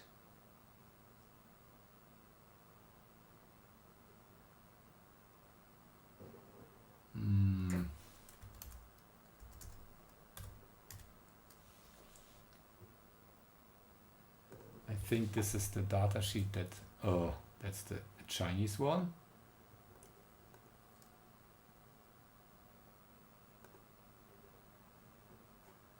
Okay, yeah.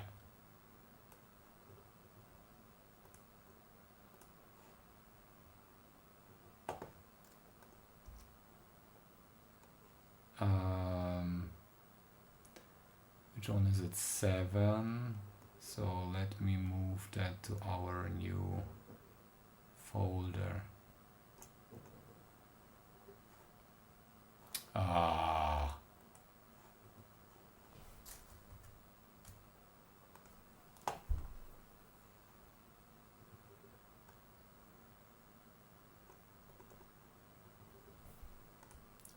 And rename it again. Okay. Now we need the pins. This one is quite powerful. It has like DAGs and everything, and it's only like 50 cents or 60 cents. 303. Wait, which one is it? VC CBT6, was it that one? CBT6, yeah, it's that one. Okay. 48 pins. Okay, pin number.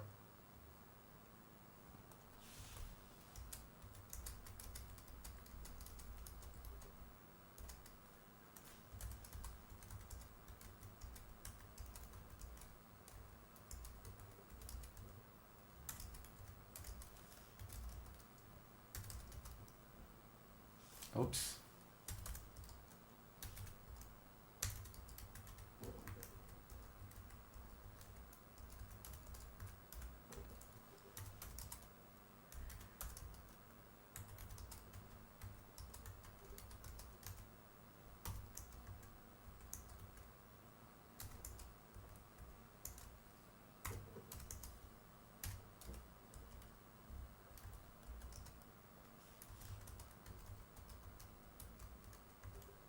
Oops.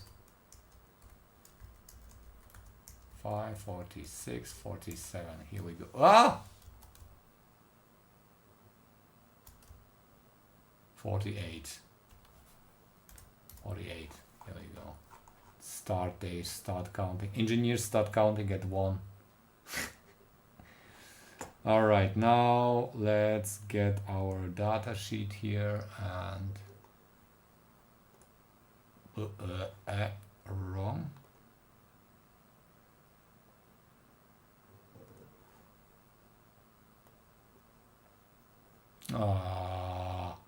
Pop up.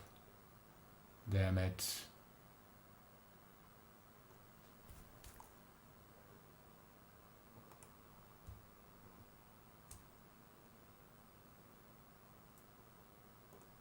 Okay, pin table. I can't make it larger for you. Sorry, that's KiCad. Oh, it's so slow. Probably drawing the graphics by hand. Okay, we have VBAT. We have PC13. Tamper RTC. PC14. Hosts 32 in. PC 15. Hosts 32 out.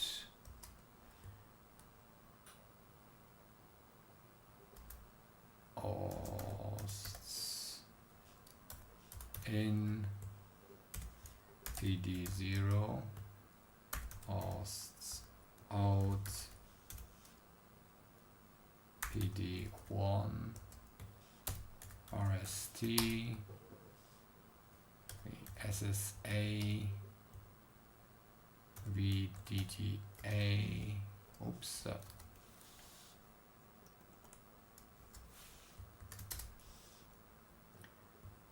PA0. Wake up. Wake up.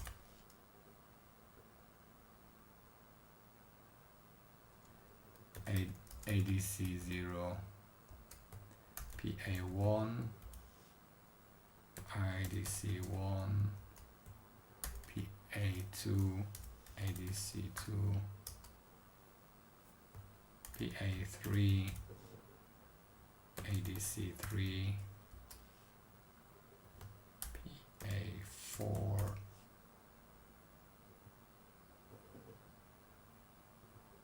ADC4 and DAC 0. Nice. PA5. ADC5. DAC 1. PA6. ADC 6. PA7, ADC7, PB0, ADC0, no, 9, 8, PB 1, ADC 9, PB 2, boot 1, PB 10,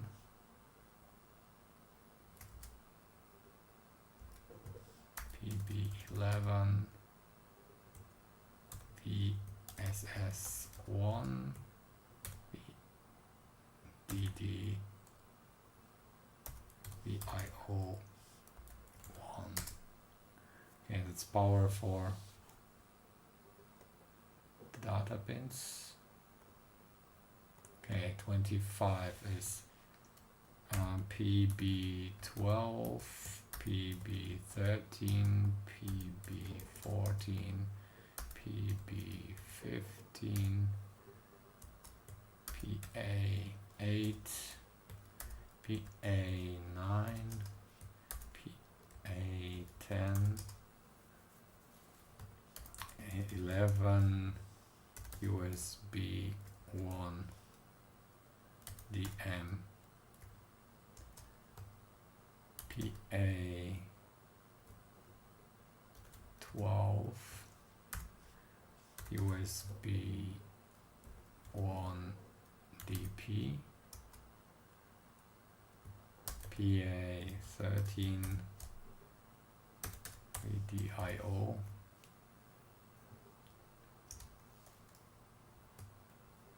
BSS 2, VDD 2. Then we have PA14, WC LK, PA15, PB3,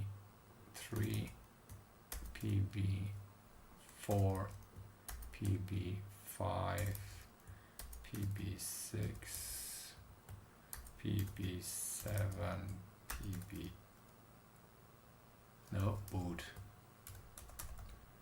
boot 0, PB8, PB9,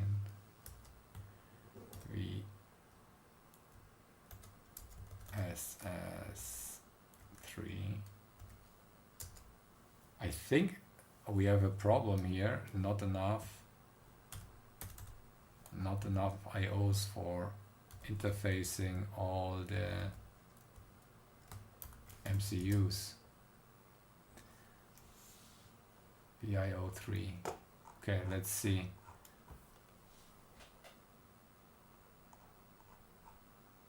All right. I think I didn't change. Yeah.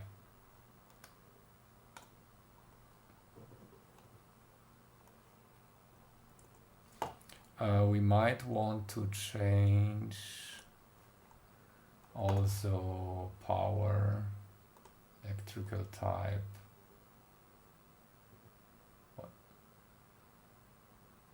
What? Not enough time? For what? Not enough time in the day, okay. Yeah. Power inputs. Power inputs, reset as inputs. Power inputs.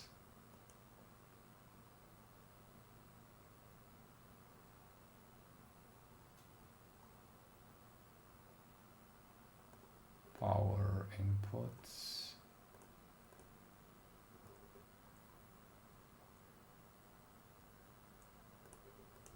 Power inputs. Power inputs.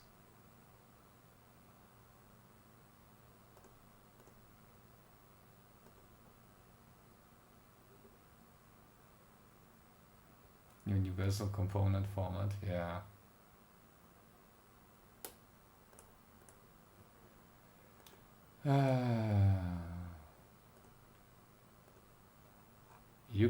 you can always try to found a new consortium that decides on standards here. Power input, wait a second,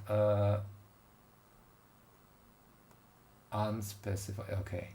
So let's do the first 24, second 24 will be here. Oh no, wait, 24 belongs to this one. Now we flip it, or we don't flip it. Okay, we do it like that. Like it would be an IC. Move it over. Just like that.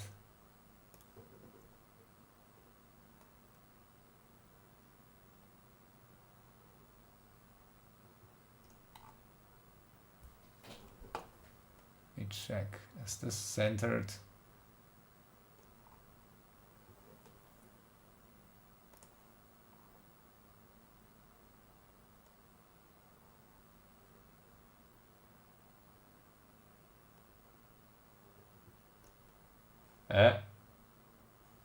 Oh. Should it be filled? I don't like the filled one. The U.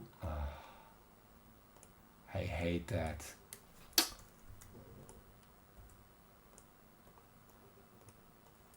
Can't grab that shit. Okay, here we go.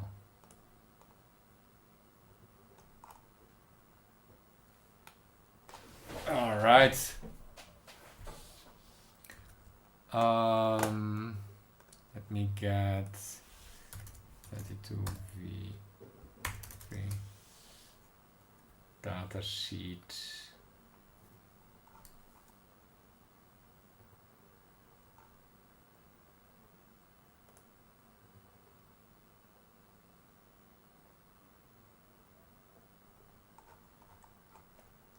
Okay, I got the data sheet here.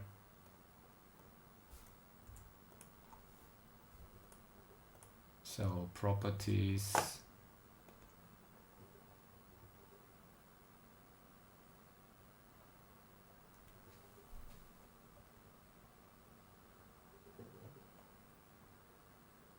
Where the properties here. Data sheet is here. Footprint is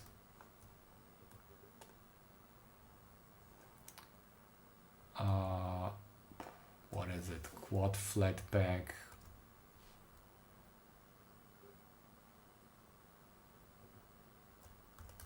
Packaging.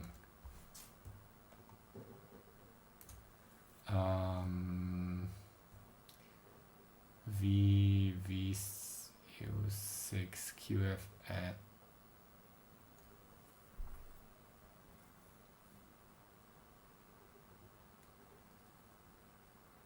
Corner where pin 1 is, okay. We'll move it in a second. What's the name again? CBT6, okay.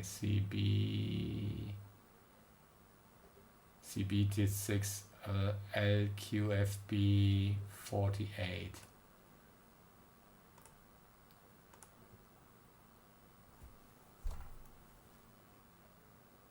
It's loading the footprints.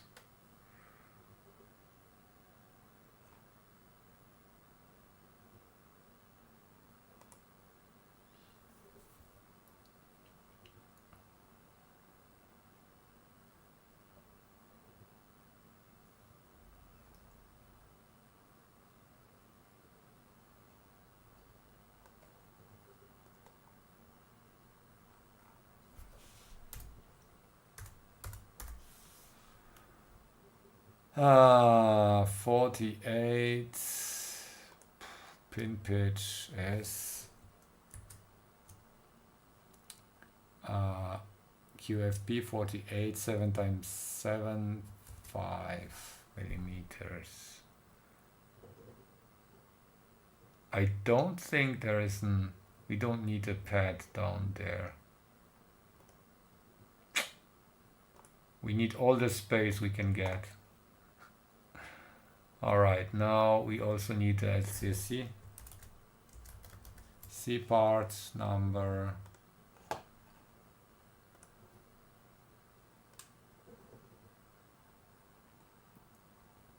That will be, oh, that's manufacturer part. Wait, LCSC part. What is manufacturer part number? How is the abbreviation for that?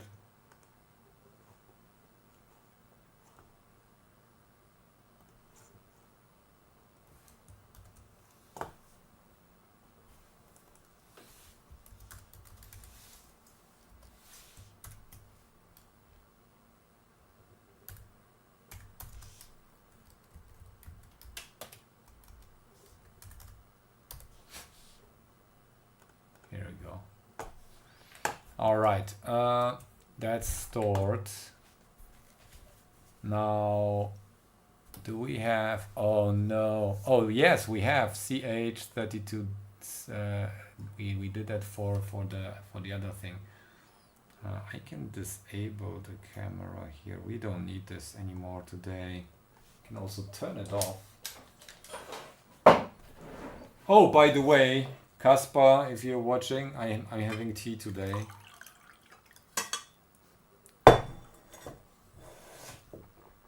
It is Minze Zitrone.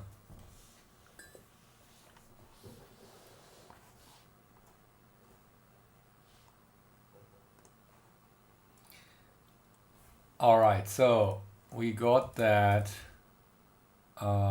We need now this sheet here. Let's do the CH32V, whatever. This one.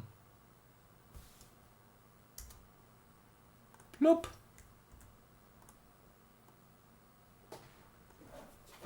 Ah. Then we need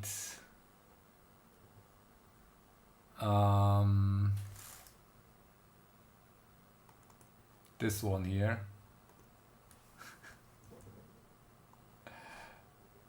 We might put it in the subsheet though.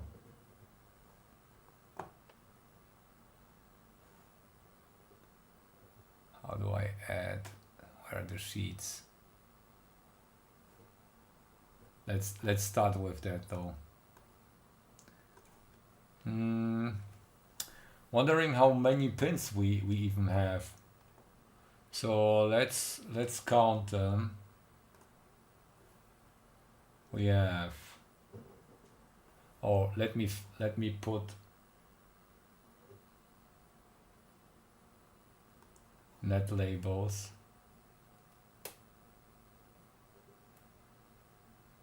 Net label properties. Multiple label input. What? Fields, interesting. Okay. So we have CS0.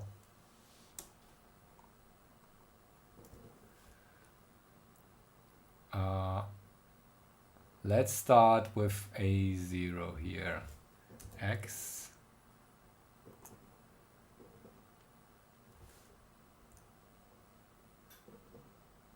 How do we, oh yeah, that's easy. 7.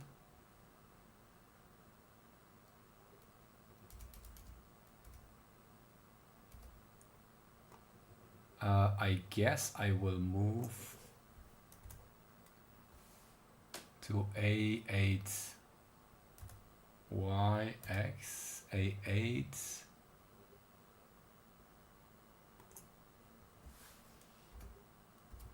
Oh god.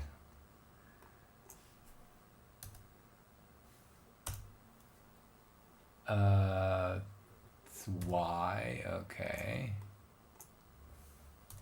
I think we don't have enough pins. PA14. Yeah.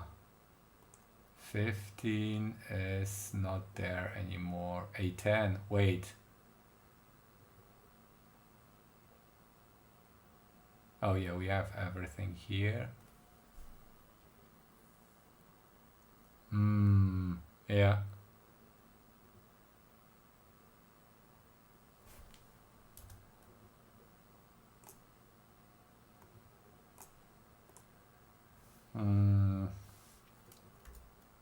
Up.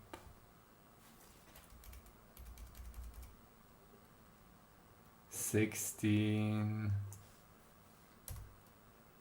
We don't have enough chip selects here. Yeah, this is already PB12. Wait, that's also wrong.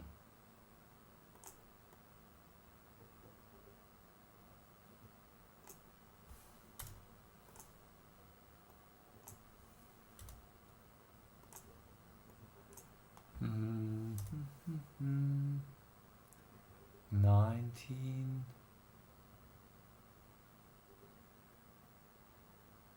PB3 here. X and Y. 3.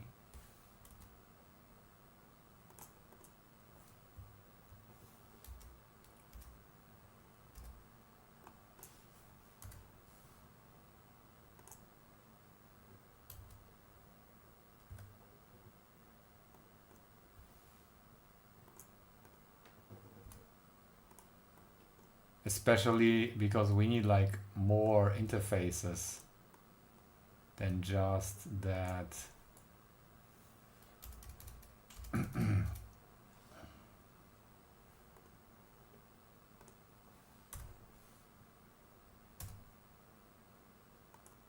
Oops, wrong one.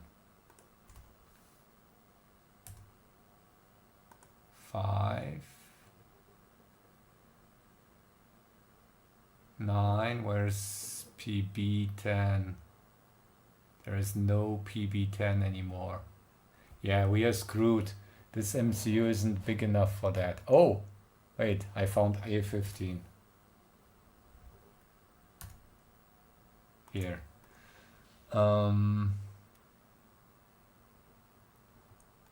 PB10, okay, 10 is there. 10, 11. Then we have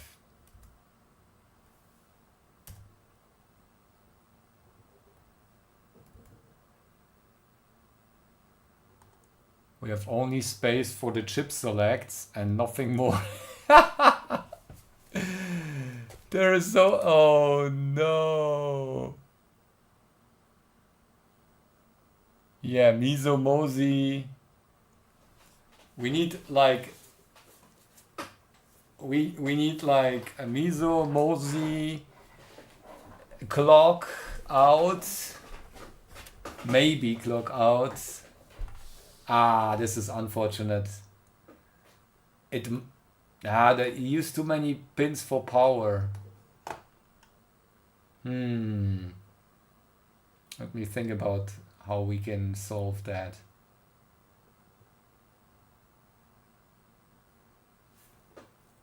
But I like, okay, I mean everything is distributed across A and B, so if we use peripherals, we can't put the chip selects like that.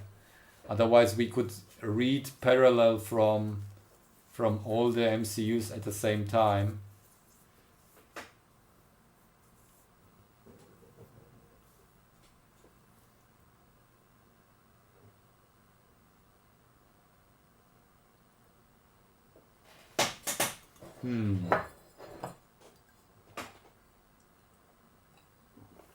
Or use even DMA.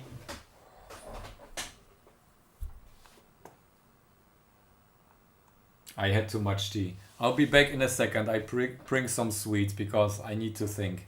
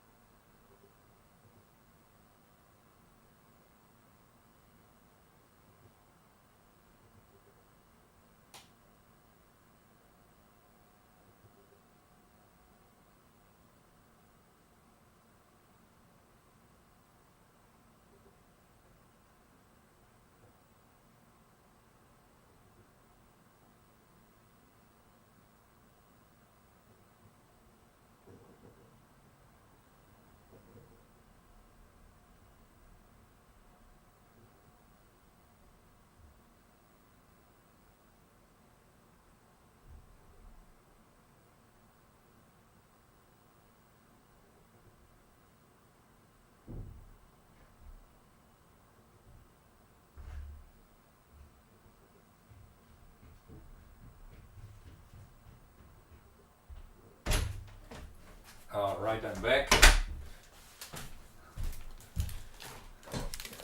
We got a dilemma here. What I see, okay, so we have Lebkuchen, and we have also like crisp chocolate.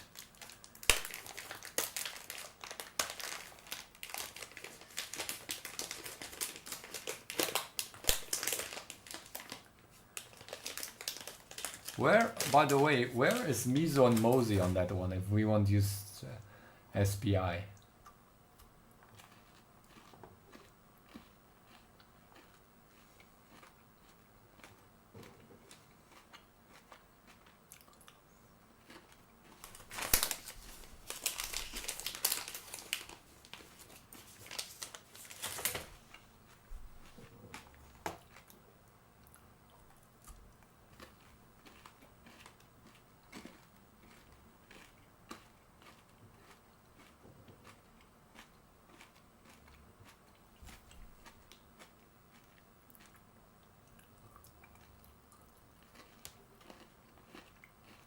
Hot cocoa.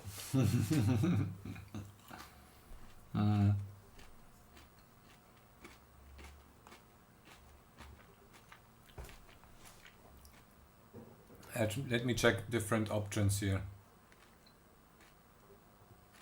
Oh shit. For a bigger one, we pay like 30 cents more. Like 50% up mark. Just to get bigger version.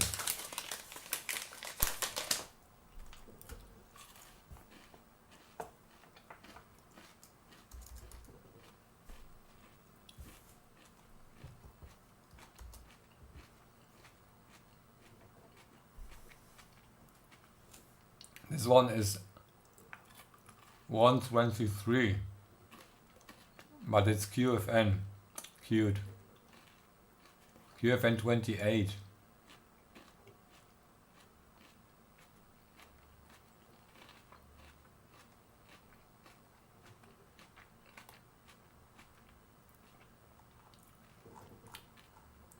Damn it.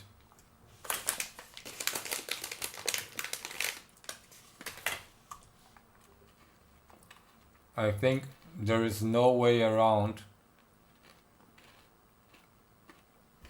the 60-pin version.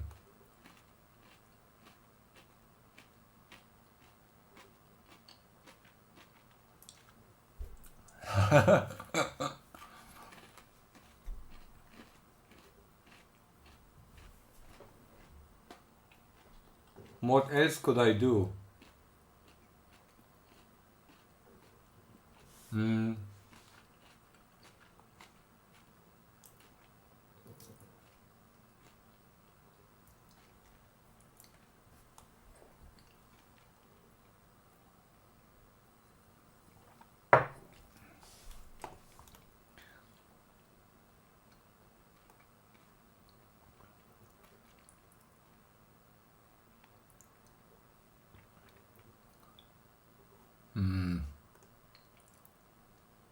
Let me see.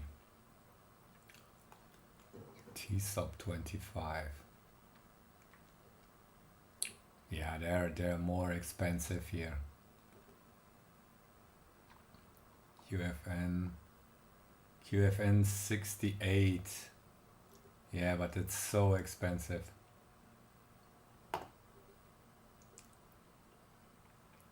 Yeah, we can do this.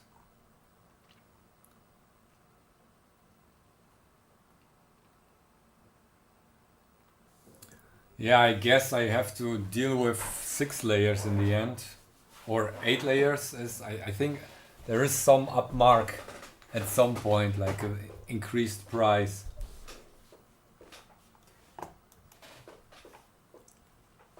We will have an issue to route all those 32 chip selects with in one like strip of 1 millimeter, 1 centimeter or something. How big is that one? That's probably, yeah, 10 by 10 10 by 10 millimeters. Damn it. Everything is now increasing in size. Shoot.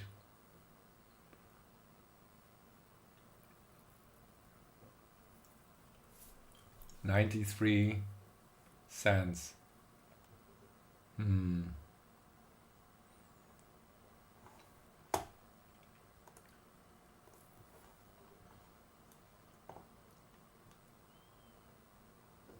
The only other option would be to implement a parallel bus again. Like we did with the other ones. And all the 32 are connected to one bus. But that sucks. I really don't like it. I really wanted one individual line per MCU.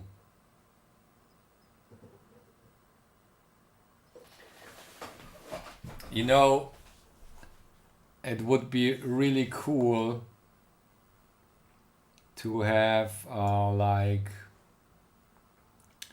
the option. Yeah, no, the layers are not the problems. We don't have enough pins.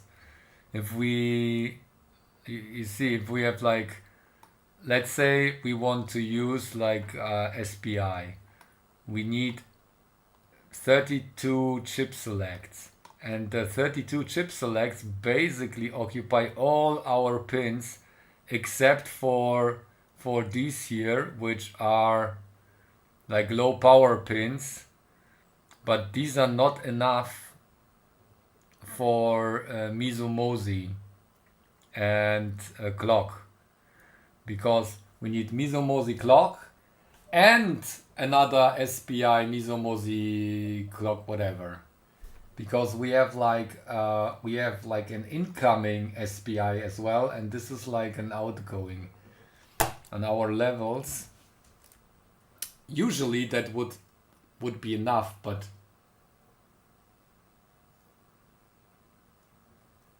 no, it's not. It's not enough.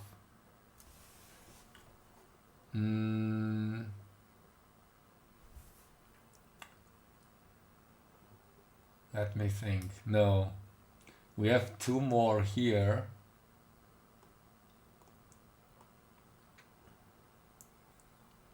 These 5 pins are not enough.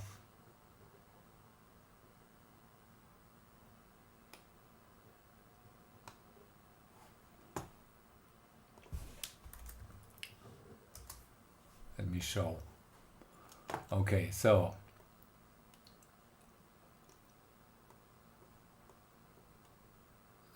yeah, no, I understand. I don't like, every extra chip is more expensive than just upgrading the chip itself in this scenario.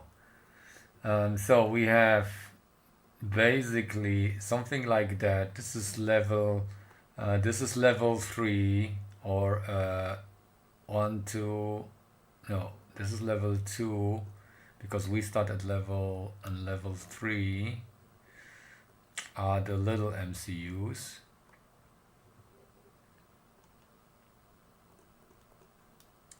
Okay, so we have a shared Mizumozi. Yeah. Mizumozi chip select. No, Mizumozi clock for SPI. Or we use a different protocol instead of SPI. But I really wanted not again messing around with stupid protocols. Damn it. It was a pain. It will explode. Okay, and then like an extra line. Let me do it like this one. One line to this, which is chip select, and one line to this, which is an extra chip select. in that case,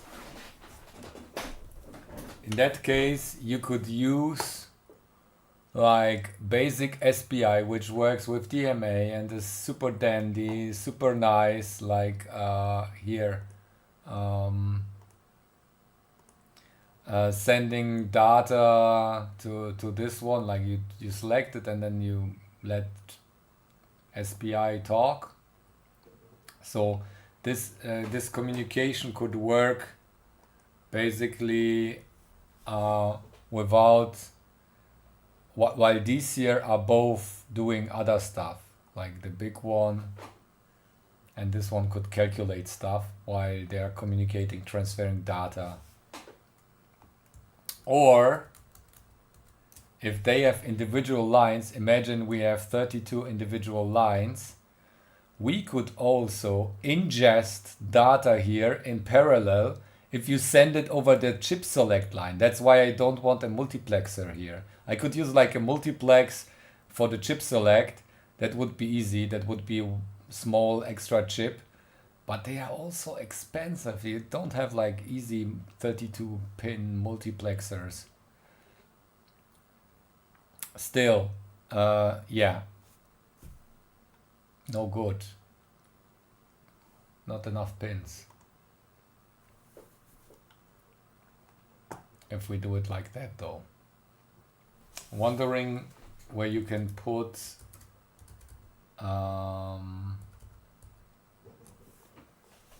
where you can map the SPI, because you have like 2 SPI. Oh, there's 1 SPI. Ah, right.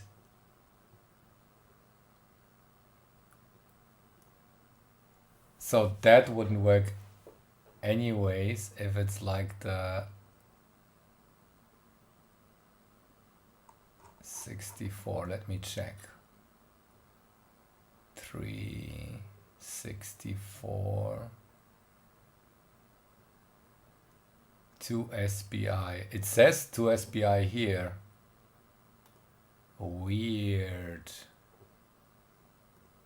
3 SPI here. Huh? That's weird.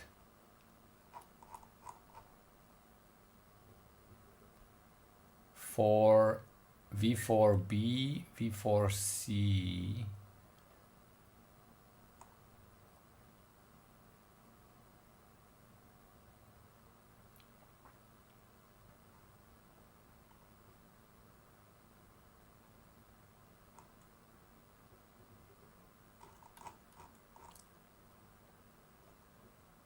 Oh, that's 3. Yeah. Sorry. That's the 2 series. Yeah. No, we are fine here. Okay, let's see the mapping. What alternate ports we can use.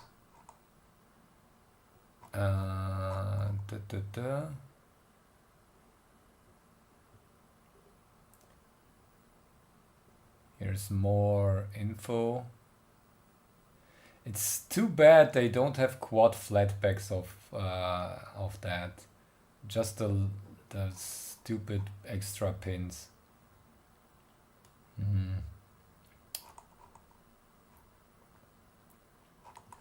Okay, blah blah blah, Mr. Freeman. Let's go on.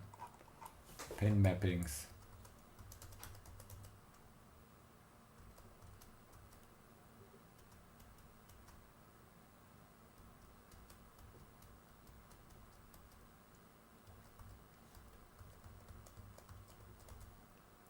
Okay.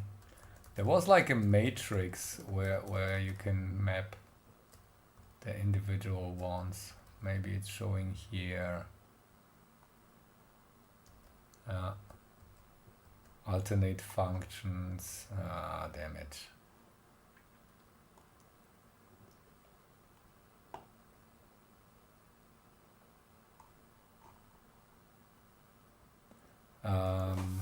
What do we have? D0, D1 and C. Okay. Hey, Ricardo.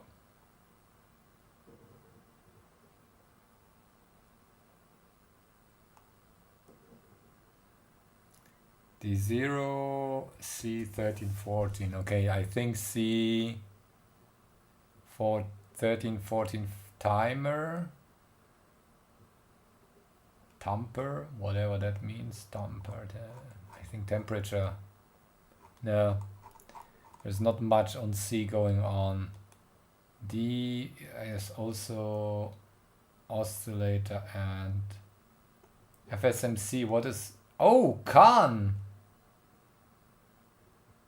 Wait a second.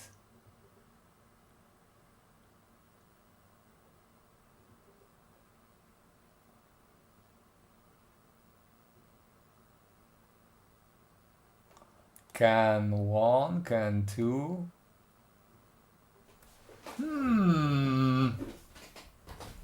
How about we use CAN bus? Does CAN work only with 2 wires? Yeah. A transceiver? What do you mean? Oh, oh, oh,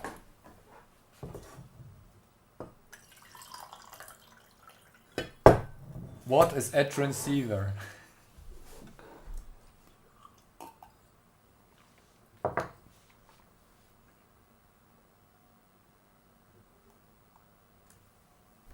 What if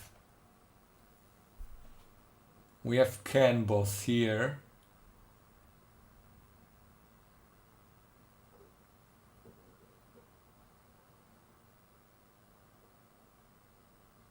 Yeah, but we can do like a second CAN bus here. Still having like the extra pins. Ah, imagine that.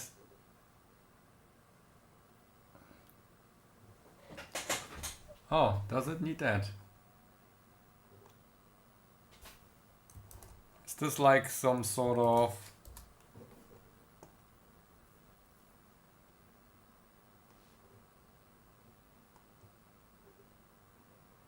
Let me take a look.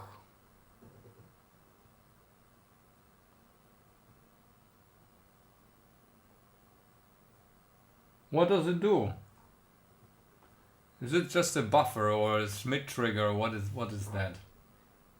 Isolation barrier. Do we need the isolation though?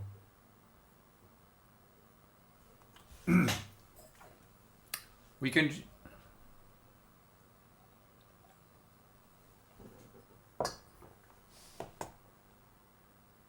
Dormant bit? What is a dormant bit?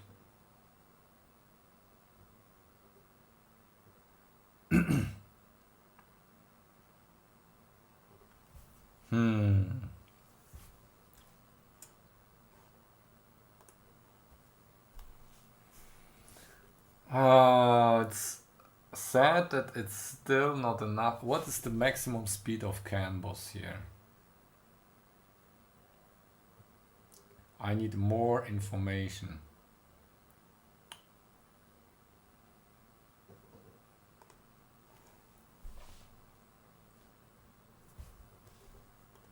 Dominant bit? I have no clue.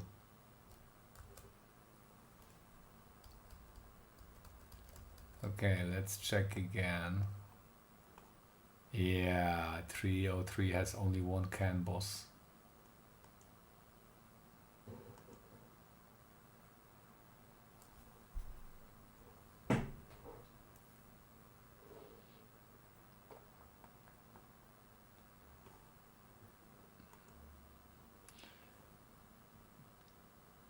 That's like, if we pay for that, the 30 cents up mark is like another $600 of for just the up mark for the bigger MCU. If we want a bigger one, and I still don't know if we can remap. Probably not. Both SPIs.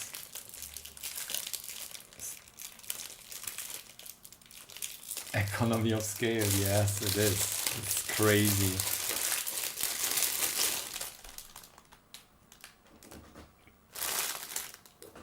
Okay.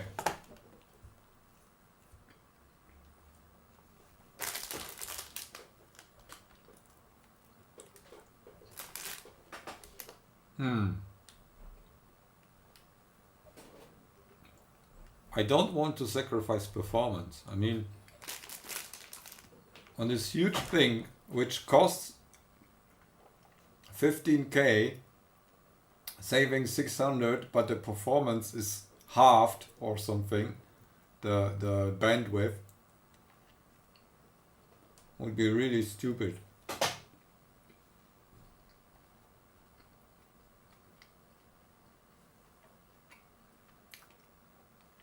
If I make an 8-bit bus, yeah, that wouldn't work either, because the CH570, for example, doesn't have sequential bits here. Oh, it has. Wait a second.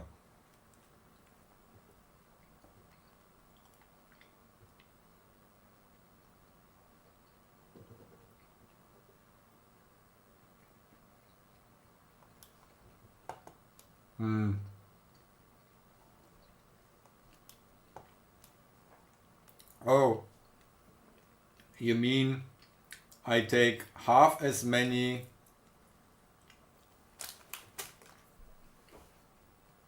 with double as many pins. So I can address 64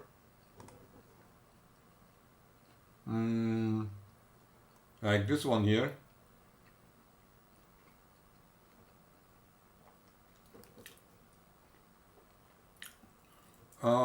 That saves 20 cents, but we lose 1000 cores with floating point units. Let me check the data sheet.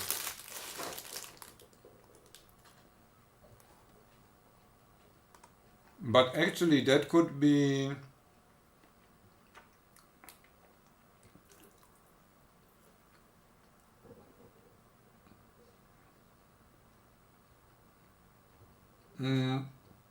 it's 2000 cores with FPU and 65,000 integer.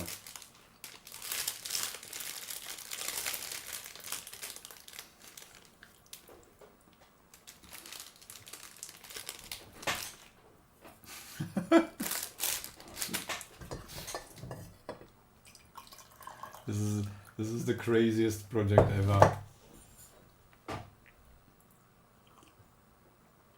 It's so stupid. It will be grand. Okay, let's try again.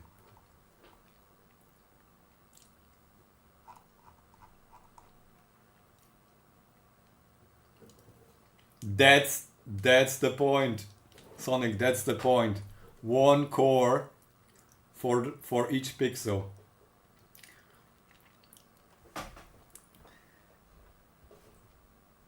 Two to the 16th power. 2 to the power of 16. Many cores. Integer cores.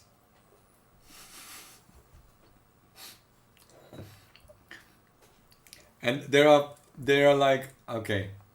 Let me show the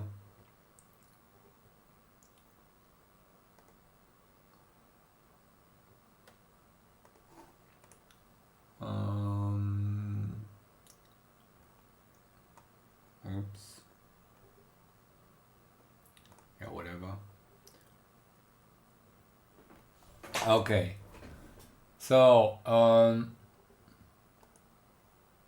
wait, power calculation course. Yeah. This is the plan.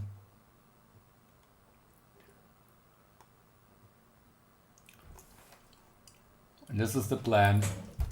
Top core is the 417, then 64 303 cores, 32 303 cores, and 32 570 cores or whatever cores, all over USB. So the total is, yeah, so the total is like 32 by 32, that's 1024 times 64 But we have like two levels of cores with FPU. Like this one is like AI capable whatever, power super dual core mega blaster. But these here are already 2000. Much core is good core, yeah. Yes, that's the ultra cluster.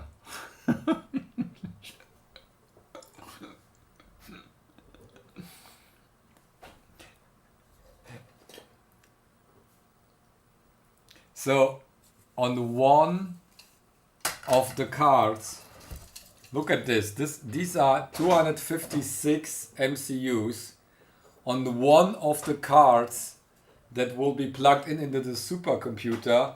It will be 4 times as many MCUs.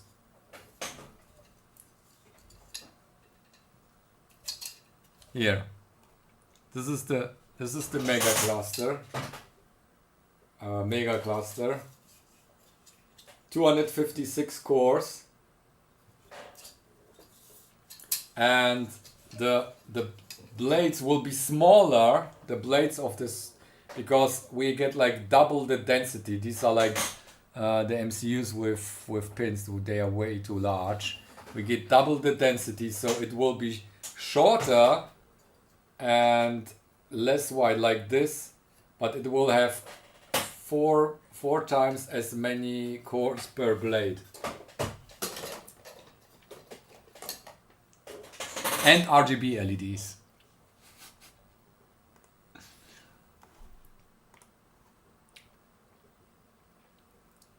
More cores. Okay. Yeah. I don't know how to do it here.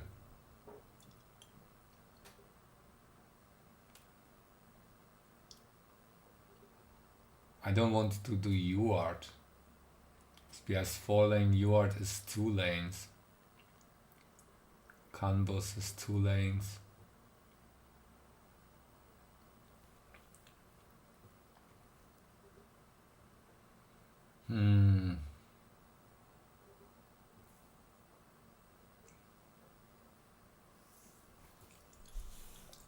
Yes, that's the goal. 1 core per pixel. The bottleneck, the data bottleneck is the data rate that we can transfer.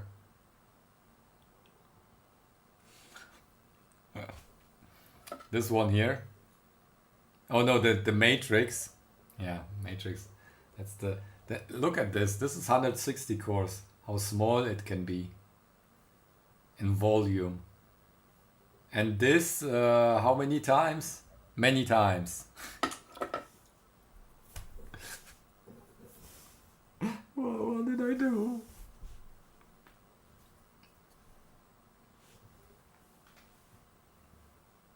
Are we there yet? Yes, no. We are stuck.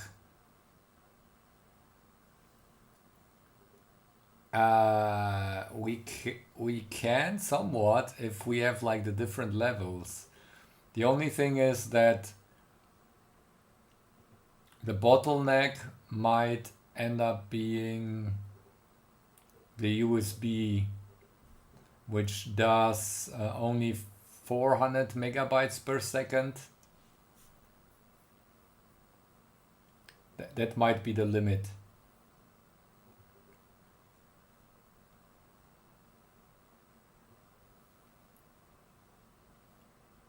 '64 cores.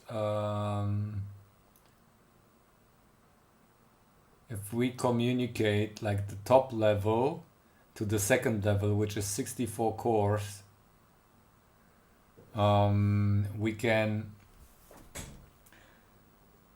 per clock cycle, we can receive 1 bit of each of the other cores.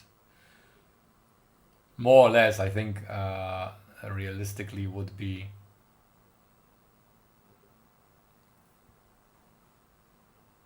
yeah 11 megabytes, and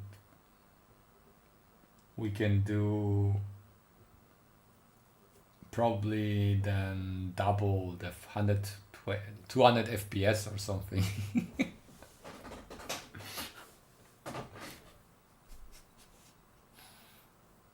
I would just increase the complexity. I don't know. Imagine rendering a fractal like Mandelbrot, but you use one core for one specific pixel. You iterate as many times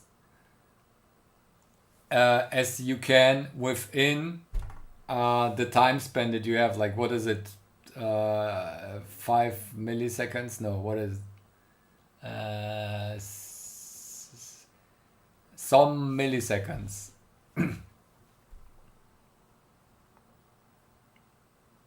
Oh, the outline on the status LEDs.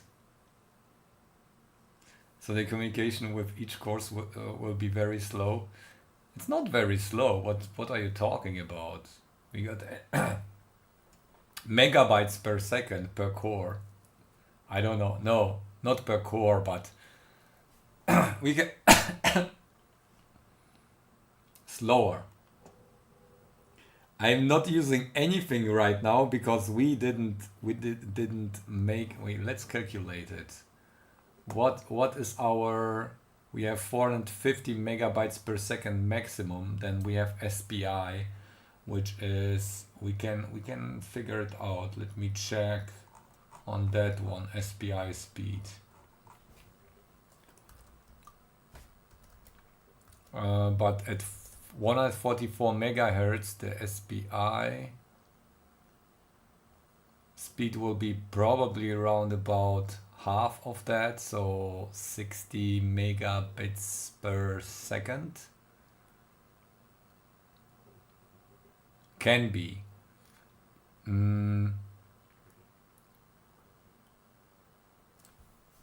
Yeah, how many clock cycles? Shifting, outputting.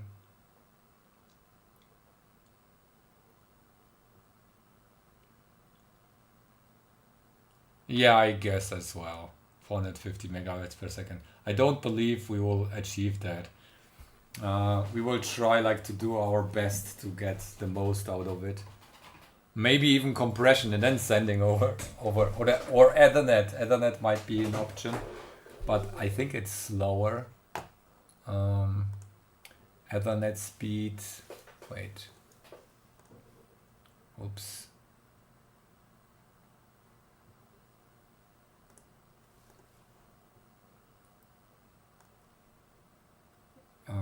Controller.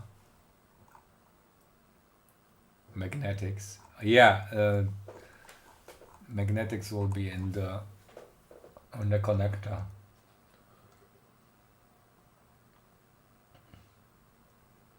Oh, there is like this 32-bit with universal high-speed interface, but we can't use that. The bottlenecks are rather those here.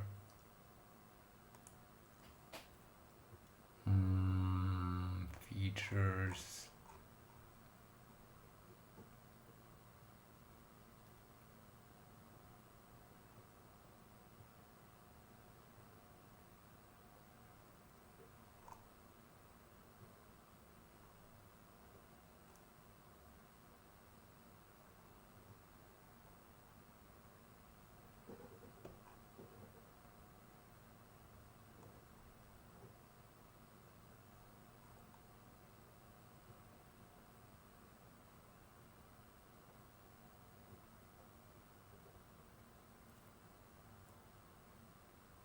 I'm wondering if there is a way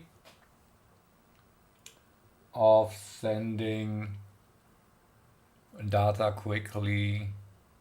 SDIO host interface. What is that?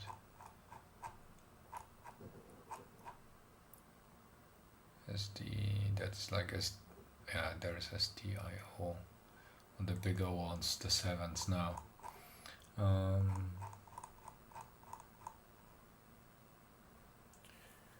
if you consider, we can divide the speed.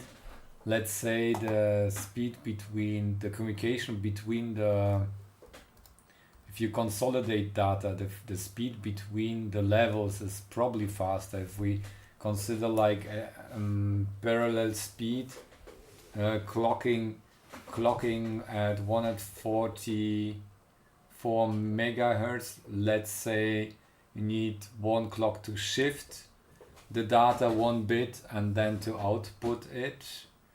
Takes probably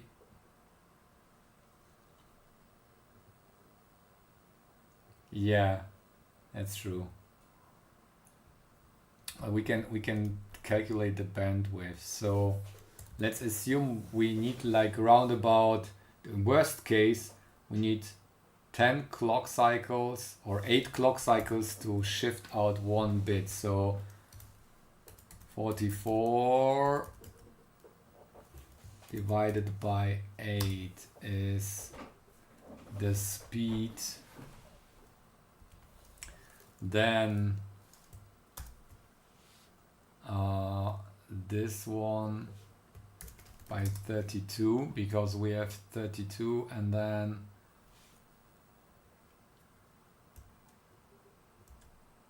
oh wait, 64, yeah, equals this one divided by 32, 17,000 kilobits per second from each MCU.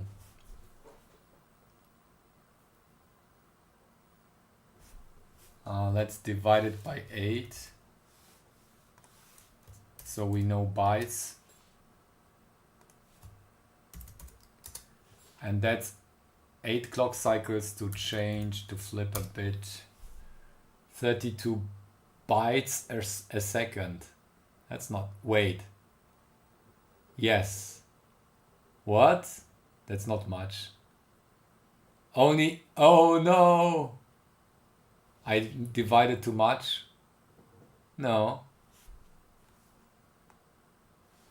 that's like a worst case calculation. It's like from this level to this level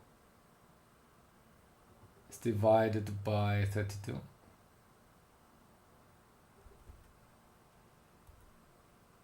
Yeah. Oh yeah, you're right.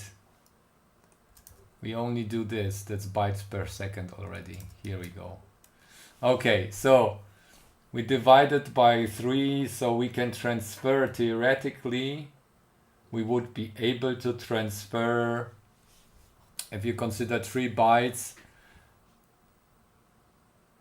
let's go like 16-bit color depth.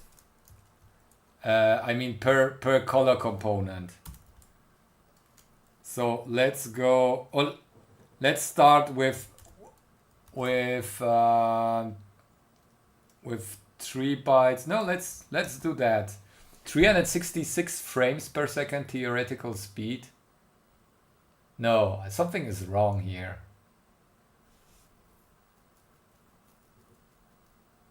So the bottleneck is actually here. This is the bottleneck because we would need like this times, what is it, 25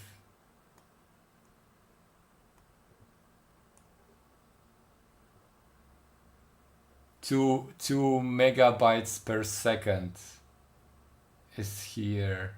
That doesn't sound right. Something's off here.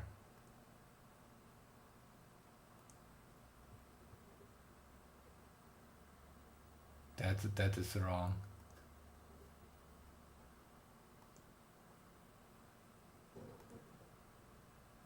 Oh yeah, G23 here. There is a level missing.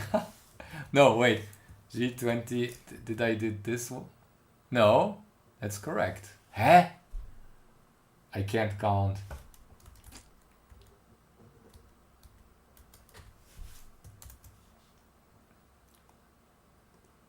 This times 64. This is the theoretical speed that we would need, 144 megabytes per second.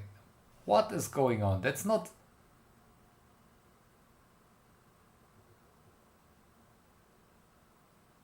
Huh? We have full speed?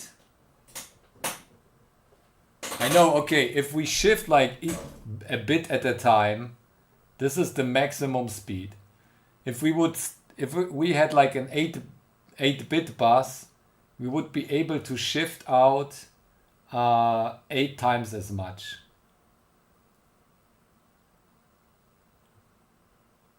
Maybe I switched to a 8-bit bus here. I'm worried. What do you say?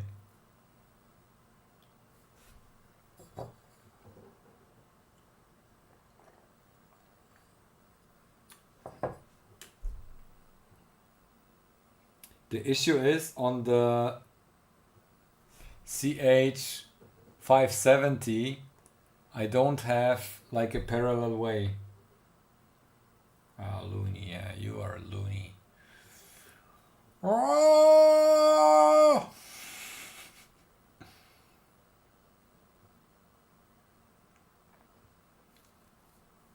Damn it.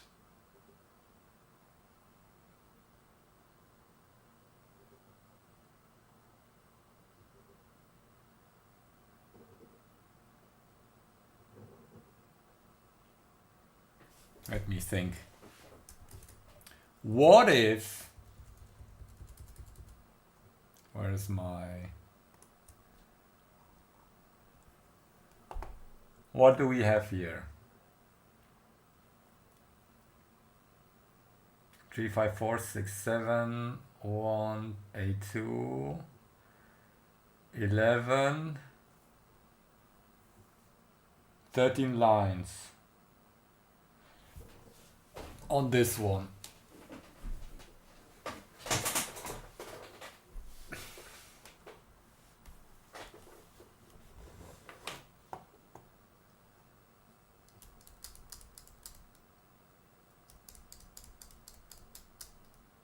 And we can write in parallel. All these can be written in parallel, which is amazing. Not SPI. Okay, let me crunch. Let me check the data sheet. Maybe it's better to send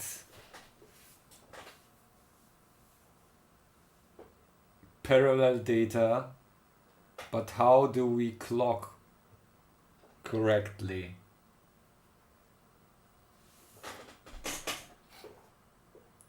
On the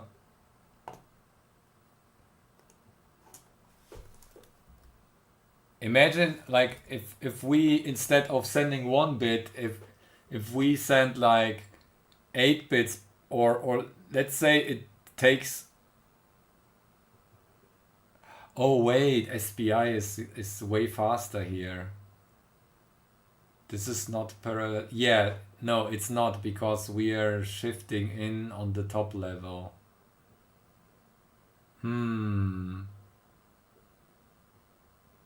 Oh, in this case, if we do a parallel one, only one MCU at a time can talk.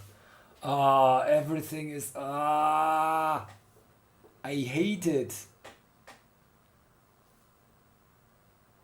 Transferring data and calculating at the same time will be an issue then. I don't know.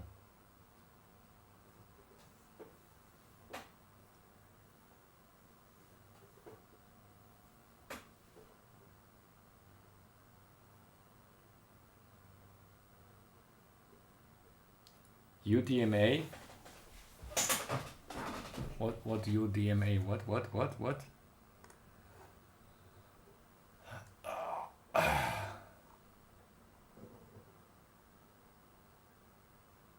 Oh, yeah.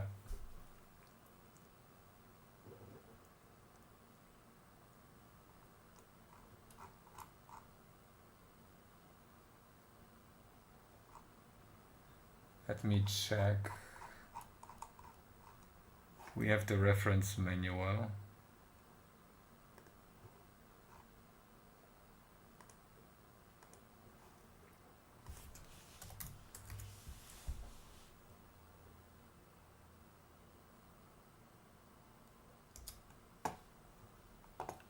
Hmm.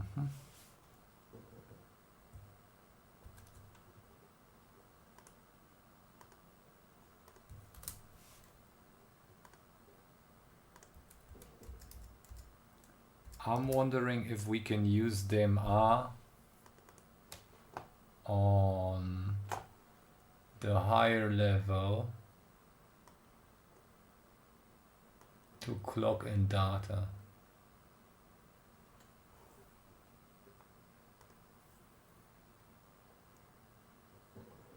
I say that the map is incompatible. What? Why?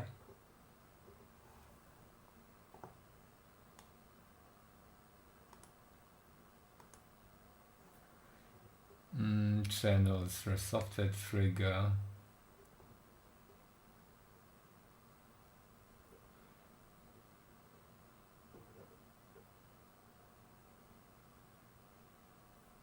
Peripheral to memory, memory or memory to memory, flash, SRAM.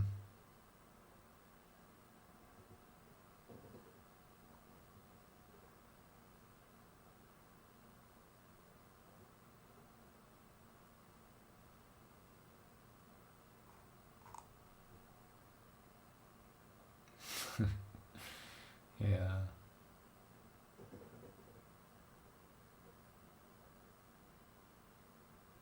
The issue is here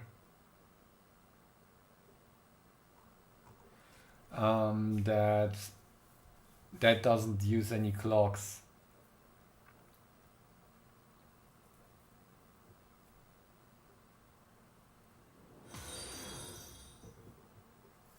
Hey Pepe, thanks for the follow. Cycle mode, processing. It would be amazing if it was like SPI or whatever.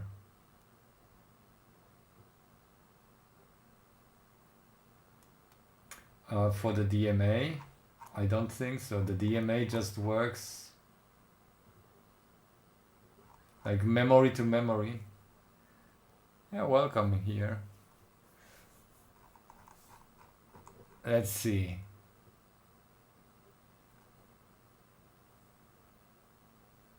Yeah, I know. I mean, oh, you mean like transferring only 7 bits at a time, or like and then you identify, you read the memory and then you just check the values that are actually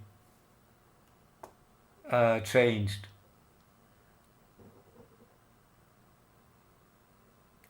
There is like SPI, I2S, and stuff like that. So we could actually change the clock. Use an external software trigger, mem to mem bit. Software trigger.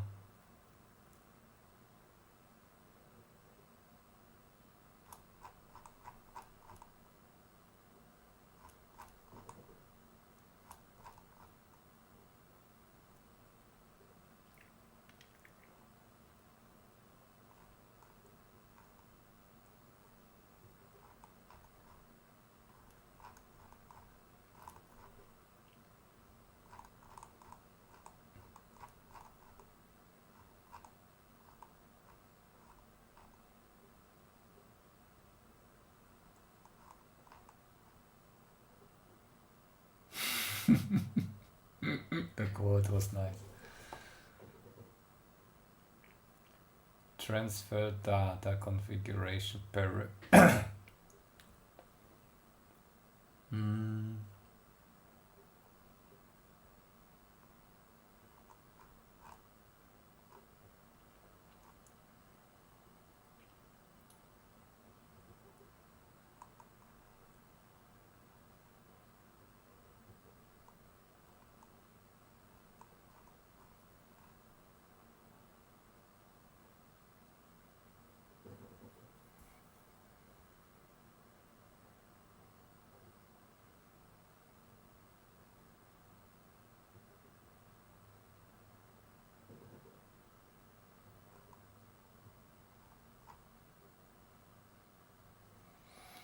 Hmm.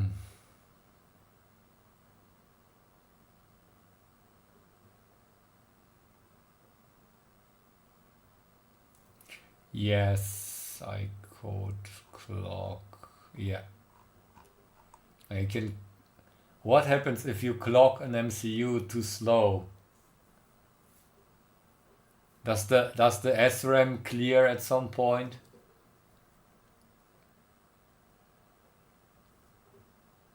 How slow can you run an MCU?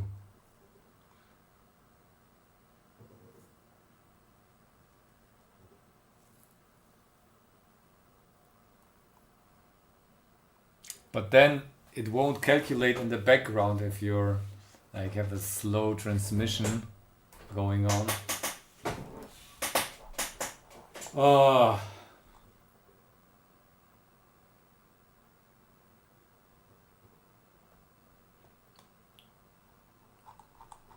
what is the best way? I don't know.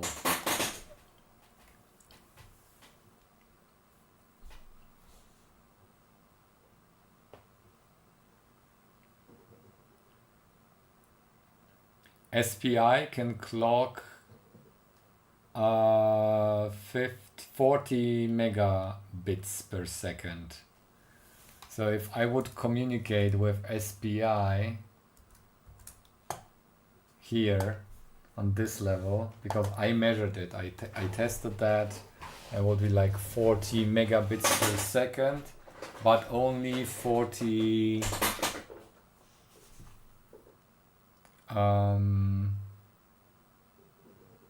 yeah, it's way too fast anyways. The interesting part would be if we have like AI or something going on,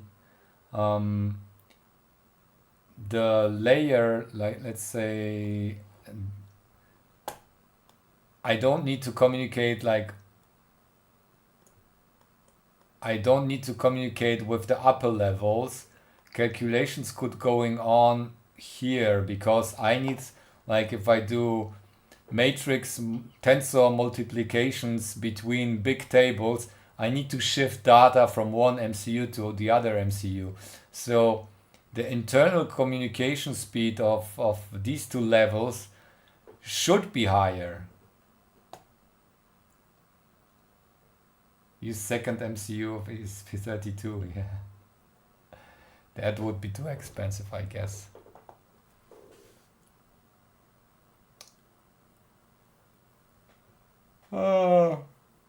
It's a tough call, huh? What kind of transfer protocol do you pick? If I want to take SPI here, then crunching the numbers, I can do 40 megabits per second. SPI can do 40 mbits per second, and then but I can do only one at a time, one MCU at a time.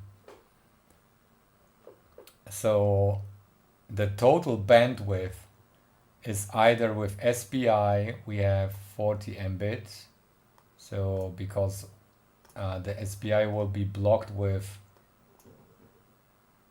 but that's in both directions, 40 mbit. That's up and down, so up and down, downstream. Then if we do like some parallel bus, I would say if we clock in, the benefit of this is here it can be done in the background. So background, background, because that's let's call it just DMA. This runs on DMA. This runs on DMA. If I use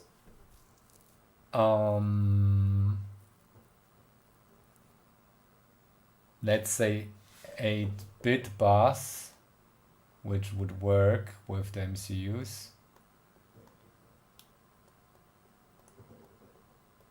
Bit bus.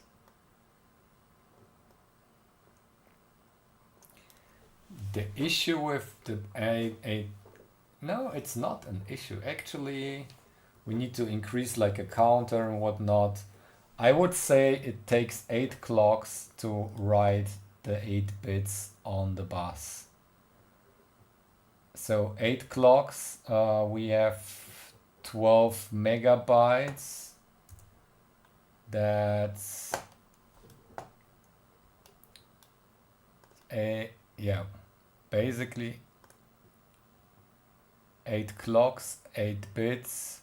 That's actually 100 mbit. But this is only in one direction.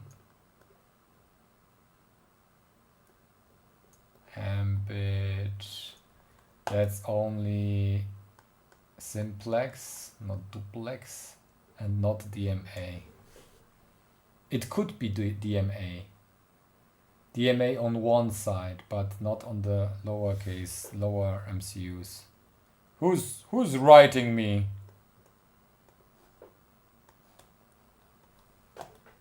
Who is writing me stuff?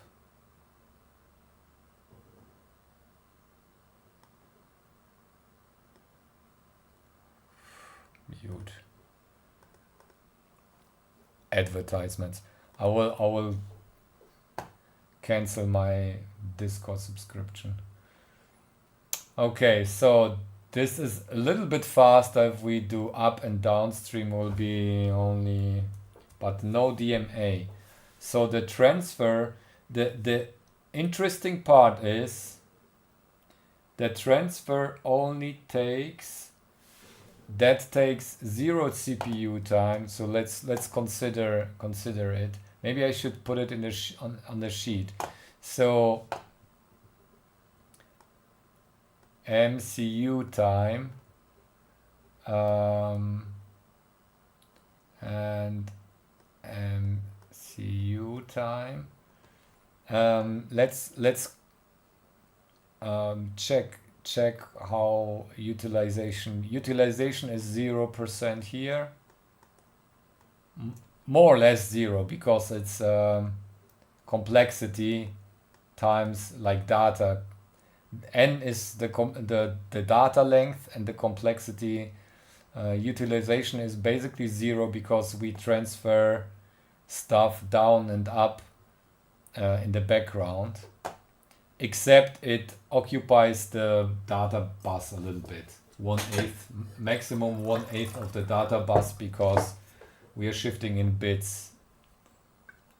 It's a 32-bit bus, so the bus is occupied 32, like 1 divided by 32, 1/32% of the data bus. Then this is happening, writing 100 megabit, but this happens only with one of the 32 MCUs. So the other MCUs can calculate stuff at while this is doing something. So actually, that's not much. That's like, what is it? 2.5%, 2 point whatever percent, and this is the same. I believe we could hack it to use DMA here, but I don't believe we have DMA on this one here. So, and the clock speed is different. So this one runs at 144 megahertz and this one on 100 megahertz, so that wouldn't work. Yeah, so 32. And then we have the option where we shift out data at the same time. All of those, that will be 12 megabits. That is basically one line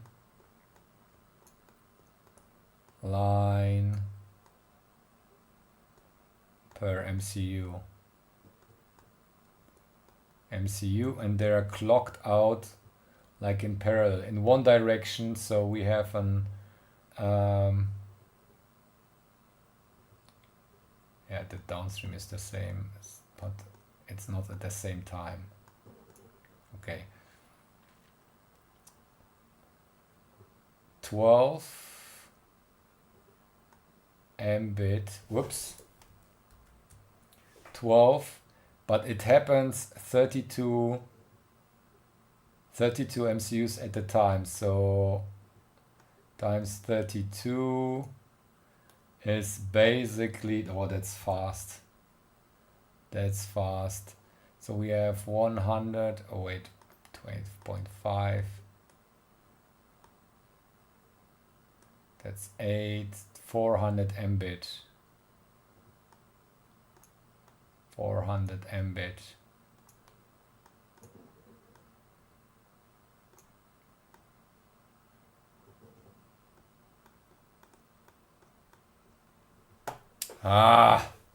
It's also only in one direction. In the other direction, it's way slower. So upstream is 400 megabit and downstream is only 1/8 of this. So that will be 12.5 times 450. Down is 50 megabits. Still fast. No, that's not possible. That can be only 12.5. Because it's happening only on one MCU. But if we use SPI in that case, we can do 40. So upstream can be 400 megabit, downstream 40. So it would be really worth. I don't know if we should try doing the comparing the buses here.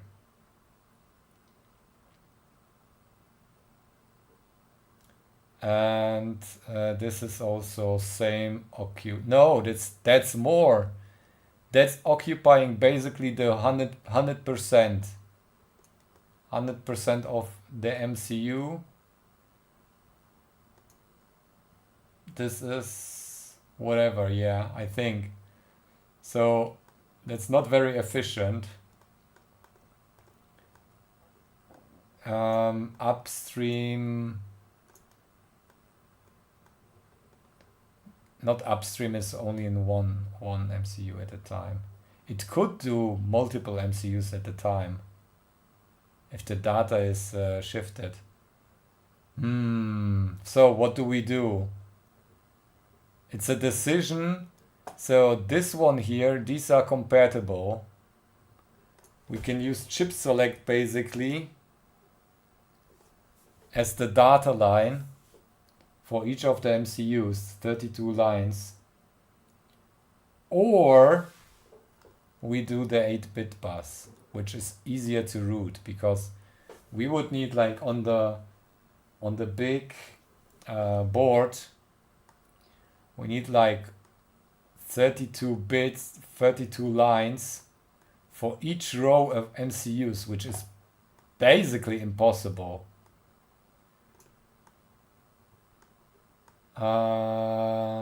Yeah, that's not that won't work. I mean, if I do like 6 layers, maybe, but I know from this device here, I have 16, that's 4 layers, and I used 16 lines per MCU, and the density is similar.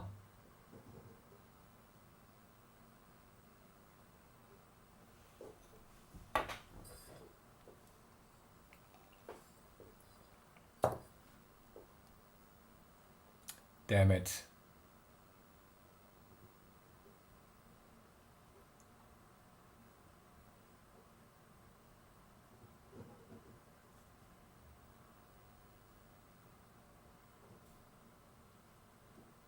No, only separate CS. Miso is not needed in the separate one. They can all share a miso. It's only chip select.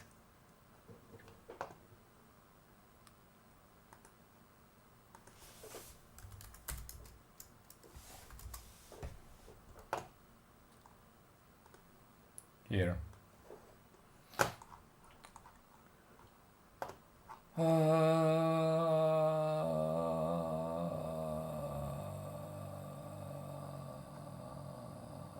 Miso, Mosi, chip select.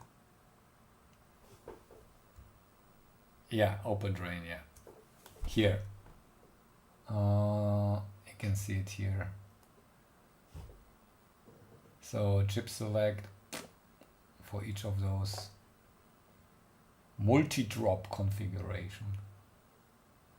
Then there is like this daisy chain, which adds just a delay.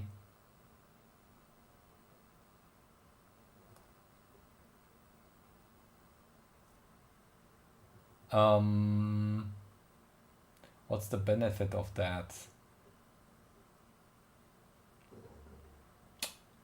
Probably more stable.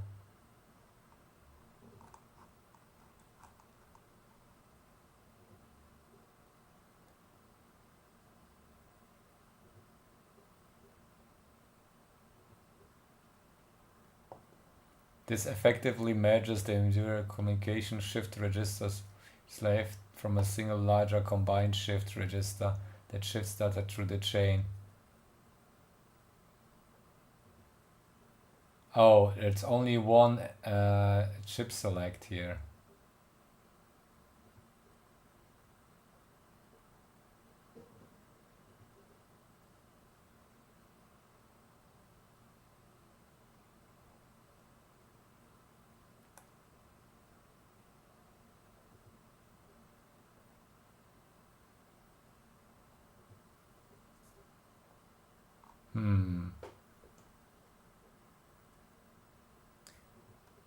But daisy chaining 32 SPIs.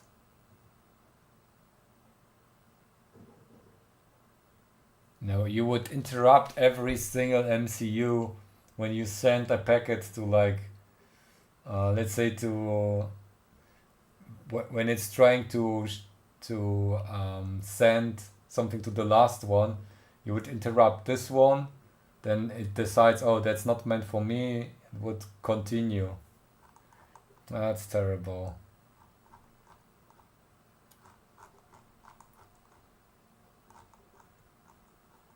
Yeah. I don't know. I'm stuck here. I'm stuck.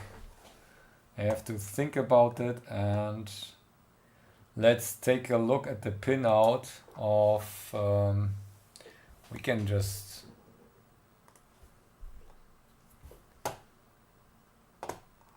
make the pinout and see if we can better work with the other one. 3. Let's do the pins and see how compatible that is with the other one. Pink logo, what? Multiple buses. Yeah, I have only, I think, okay, this one might have 3 SPI. Yeah, it's only 2 SPIs. I have one downstream of my, like there's only two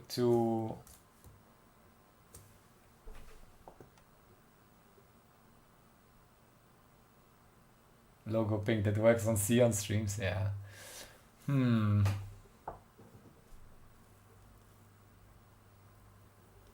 Yeah, no, it can be like, it can be master and slave at the same time. All right, I wanted to check the bigger package that might solve issues. I don't know what to do now. If I really want to go this route, which speeds up a little bit, the issue also is that I need, yeah, I have another problem here. If I use, no, let me switch, no, I can't switch to this, to the sheet. Oh yeah, I can, okay. So, no, we have a pop-up. Okay, we have A9, A8, A9, A10 and A11, but I need 3 WMs, PWMs for the LEDs. So the issue is I have timer 2 or PWM, no wait, A8 is PWM, A9 is timer 3, but A10 and A11 is nothing. So these are not like, I can't use those for PWM, and all the data, if I want like to write with one clock to the register, 8-bit data, yeah, that occupies all the PWM channels. That needs to be considered as well. And wait, we don't have enough pins for that as well. Oh no!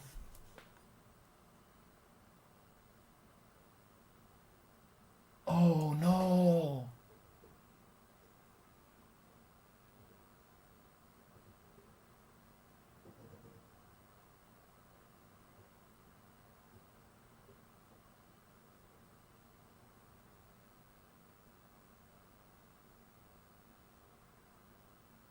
Yeah, 8-bit bus won't work. Ah, crystal. Yeah, shift register. But the shift register costs as much as the MCU here. Ah, okay. Ah, I need to go the SPI route. I hate it already. Okay, okay. Might need to do that. I need to check another data sheet.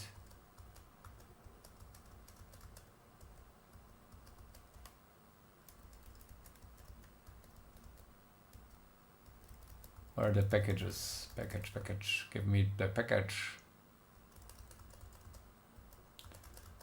Package definition R VCT6? No.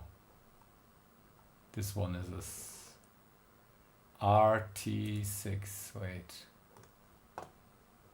File. Save copy S. And where is my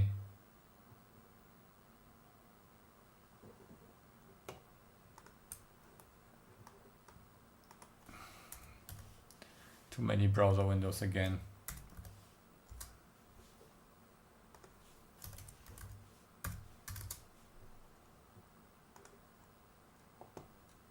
This one, CBT6. No, wait.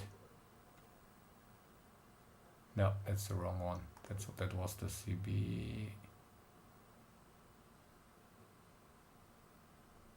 There's the 90 cents here. RCT6. RCT6.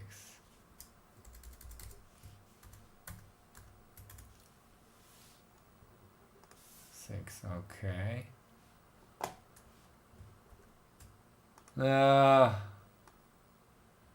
Foo. We needed you.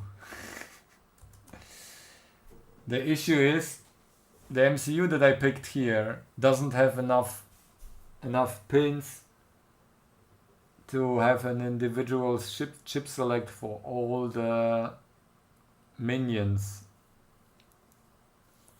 We are missing a few pins and I need to upgrade to the next higher level. Probably, I don't know yet if this is... Yeah, the pins are completely different. I probably need to...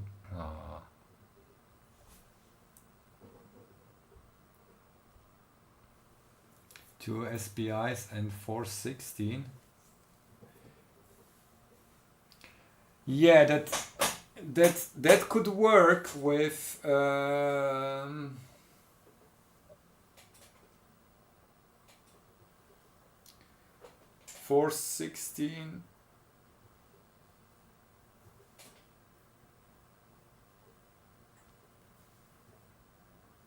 Wait, 416?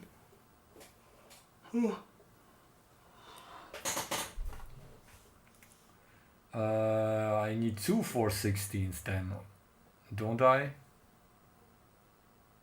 Or do you mean like we combine like 16 individual ones and then four? Yeah, the shift register is the issue, yeah. And also the decoders are quite expensive. I guess the 30 cent for the MCU upgrade. Okay. Let me check. Yeah, new cluster, but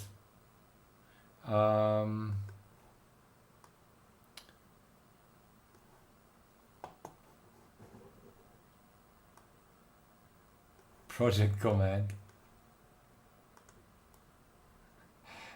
Mr. Triad.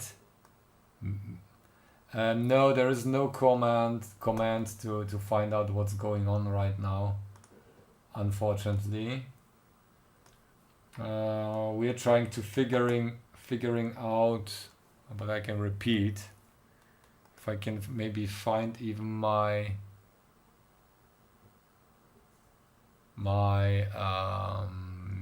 ultra cluster rendering here. Here there is the ultra cluster rendering. That's one of the PCBs of the 64s that will go into one ultra cluster. And 65,000 MCUs. And now we are developing the levels and the connections and the data speeds. We calculated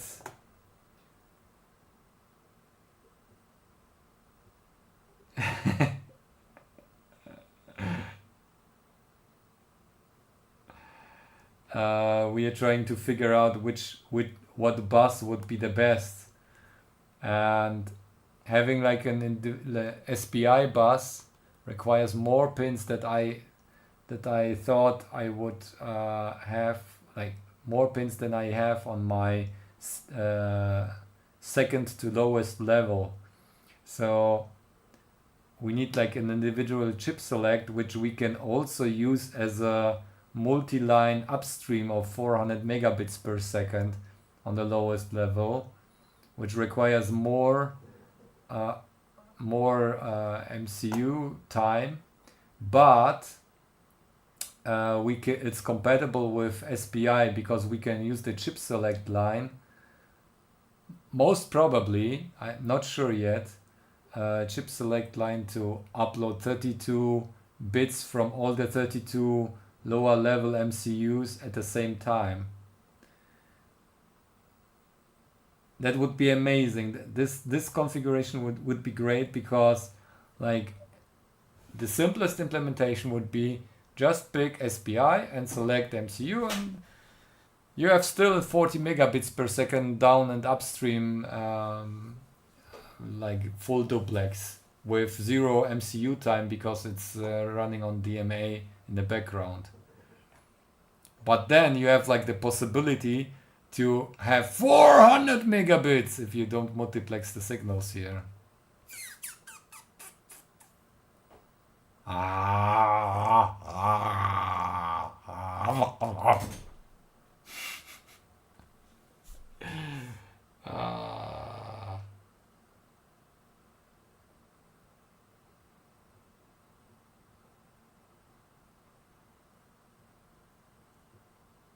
Hmm.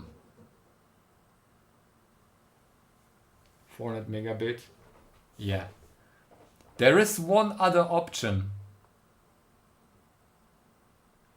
More than one missing line.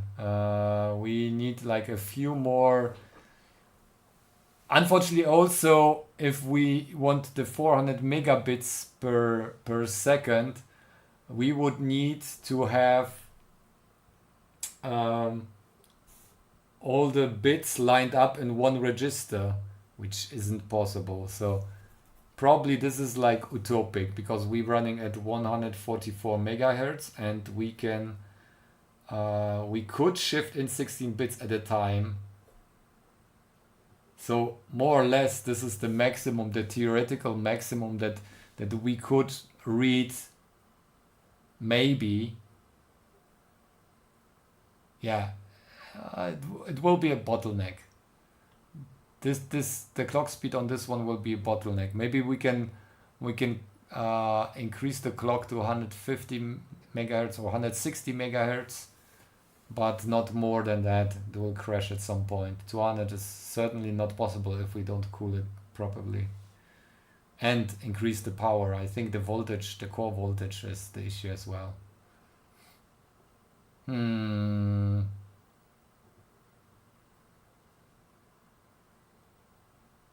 Overclocking. Yeah, other possibility would be we use SPI, but the chip select line can't be used. Okay, so we use only SPI option, and we have 5 chip select lines which encode basically, these are connected to all the MCUs, and the MCUs know their code and they decode it. So we don't need a multiplexer. Basically the MCUs check all the 5 lines and see, oh, I'm number 32, so I should read now. I'm number 31. Oh wait, 32 doesn't exist. 31, I'm 30. So the Mizomozi is for me. The Mizomozi is for me.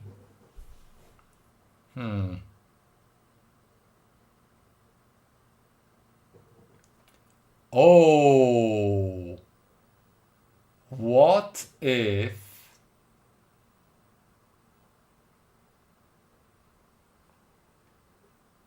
we use this option with this option combined?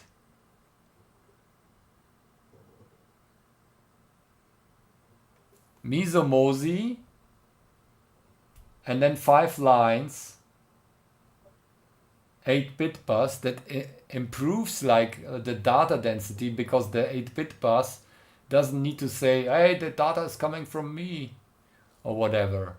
Or we can just select address the Octa SPI. Yeah, Octa SPI is not supported by the MCUs, unfortunately.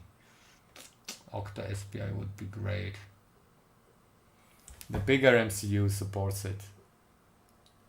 I think the smaller ones don't. We can check though. I don't want to lie. Okay, you know what? Let me change the table here. Change the VBAT PC13 temper. Okay, that's almost similar. 14 on 15 OST D0 and reset. Oh, interesting. Okay, so there are C0 to C3. So this will be 12. So they're just added 13, 15,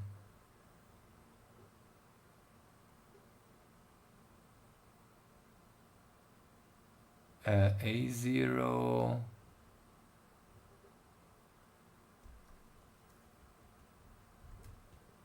(16) SPA1. Oh.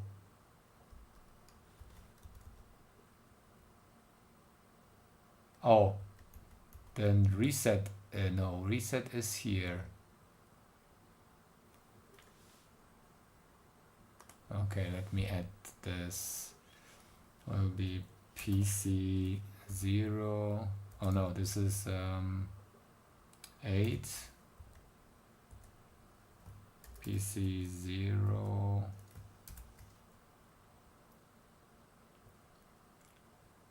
ADC 10.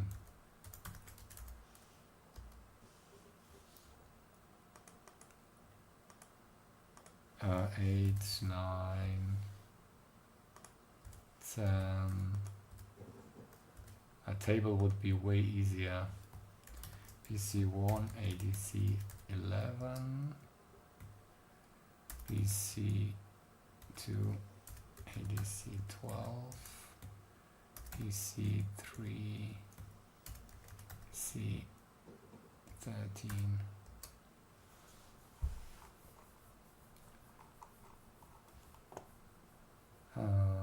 VIO, VSS, VIO, that's 64, 63, PB9, blah blah blah, boot, PB7, PB6, PB5, 4, 3,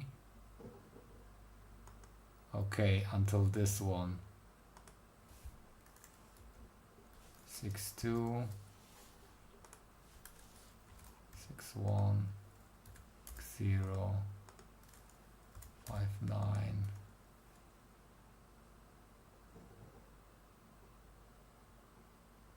PB3, okay, 5-8, 7,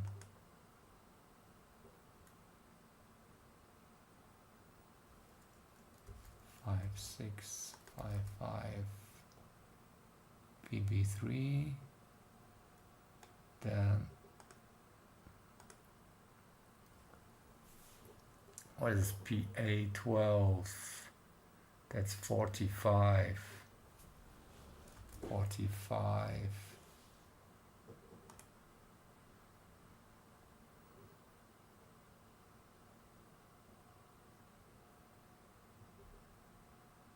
wait,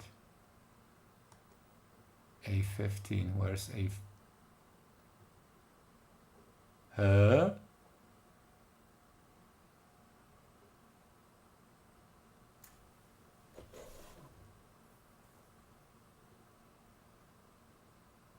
Don't tell me there is no A15. It would be horrible. Oh no, A15, that's 50, okay. Here. 50, 14 is 49. VDD2, 48, 47.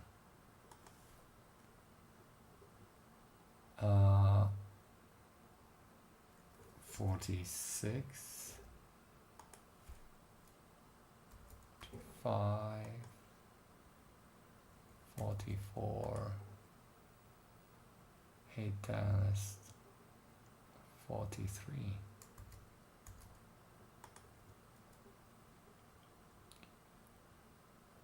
It's all to 8.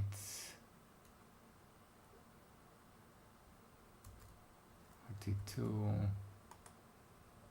41, that's A8, then C, okay.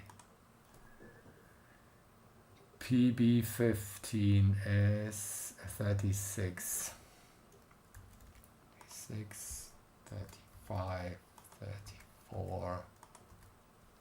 They just shifted in some VDDIO 32, 31,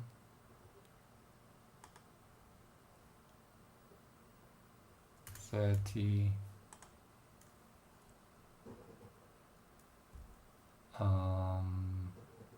29, PB2 boot, 28, 27, 26 probably, PB0 is 26,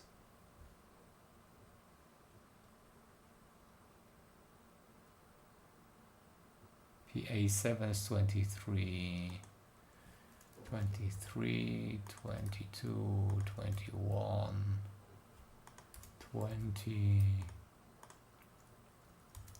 19, 18, 17.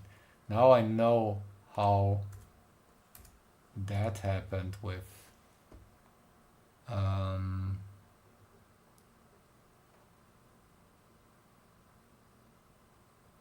18,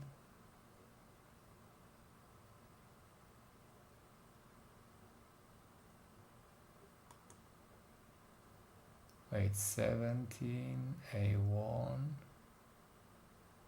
wait a second, A4, something's off here. There is another power supply in between.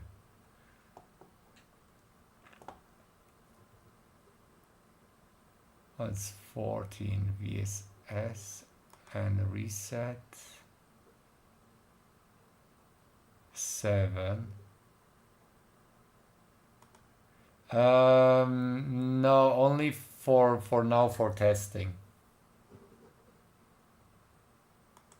But it will be possible to design it with KiCad. It might take a lot of resources though. 14, strange, okay. 14, 15, 16, 17. Then we have like 2 power lines, okay. I need quickly to close it and reopen it so it will be sorted again. All right, we are missing 18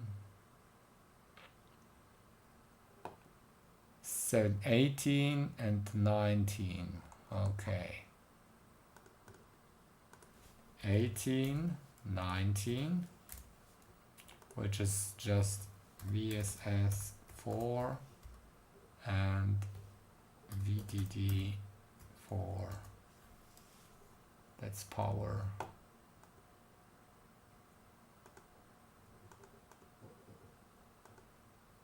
Okay.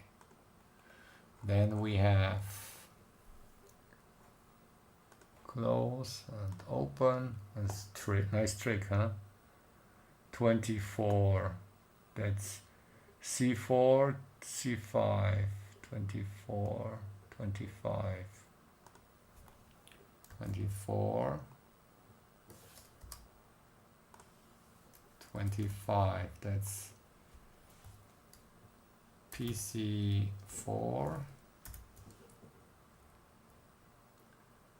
ADC14, PC5, ADC15.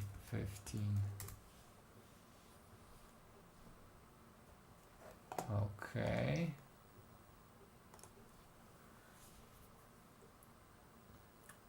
Five, 6, 7, 8, 9, 32, 34, 37. Okay, we need 37 to 40.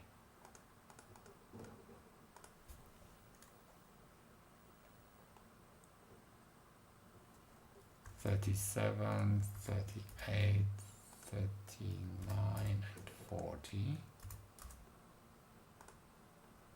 37 is PC 6, PC 7, PC 8, PC 9. Okay, that's 40. Ok. Now what's missing still? 4, 5, 6, 7, 8, 9, 51 to 54. 51 to 54. 51, 2, 3, 4. Okay, let's go. PC 10, PC 11, PC 12, PC 13. Oh, wait.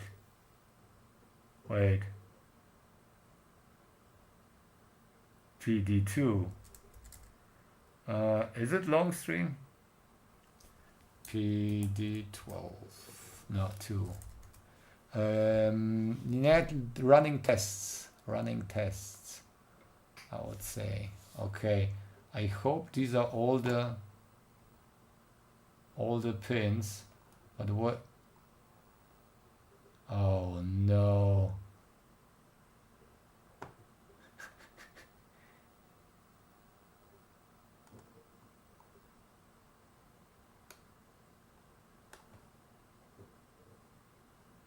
Yeah, we need to resort everything. There are new pins here. Okay, I will check the list.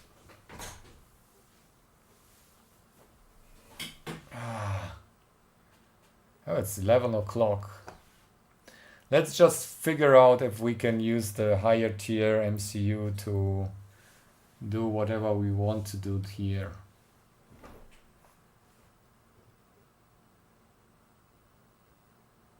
Yeah, I think there are many over the others, so it's weird when we do this. Oh, do we do some pattern matching? VBUT C15 Austin reset C3 VSVDA A1A3 2 3 VSS for VDD A4 to A7 PC 24 is PC4 PC5 B12 PB1011 SSIO. Then we have 12 14 15 PC until A9 A10 USB minus plus SVD iOS SSD 48. And then we have A14 C12 D2 B3 until B7. Then we have boot B8 and okay. That seems alright. Now let's fix that issue here. The stupid thing about it is we need to move each of those individually.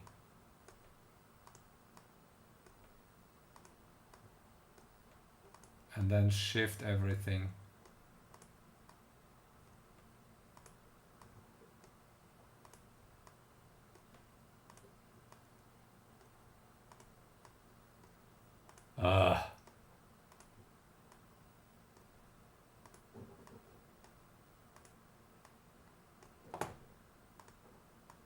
Wow, that's a lot of new pins here.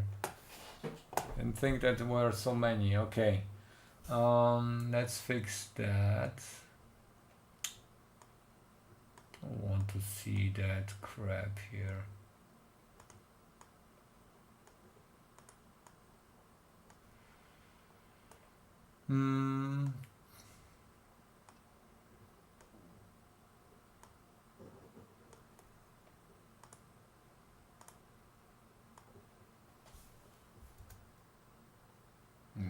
We never arrive.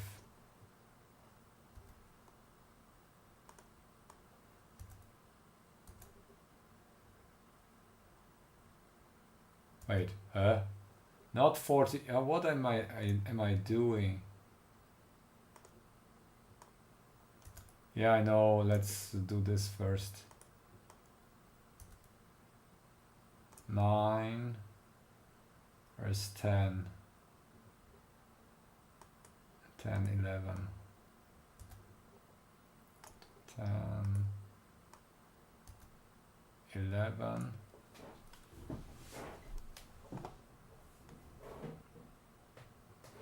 Let's see.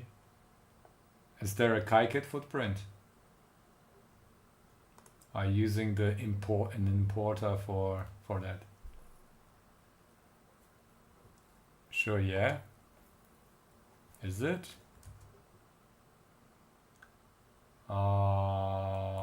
Where is that CSC listing? What importer? Yeah, I should try that though. Wait a second. What's the name of the importer? I will try that. Maybe now I'm finished. I just need to sort it, but I will add the plugin. So maybe I have it already installed.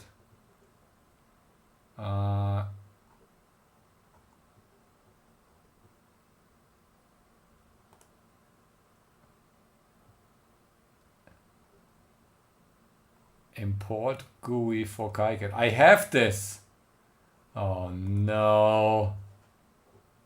Oh wait, there wasn't. Is there maybe an error when loading? Okay, let me finish that shortly. Then we will test it.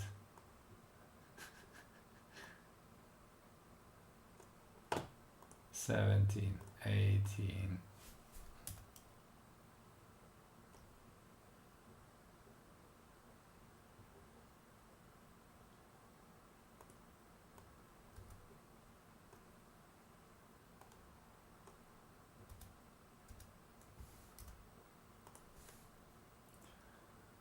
Mm, 32.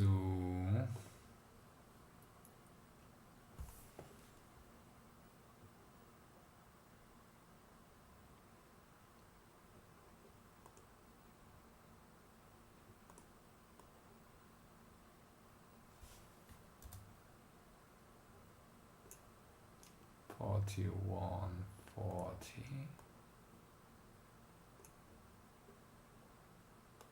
39, 38.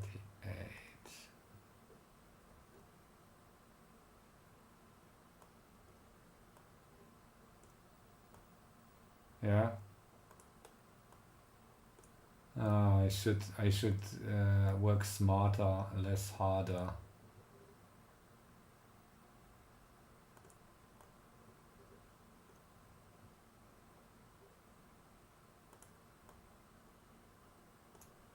Six.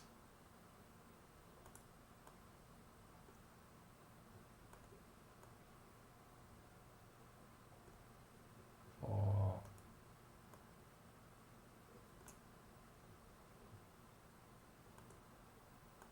Where's 24 missing? 24, 25. Here.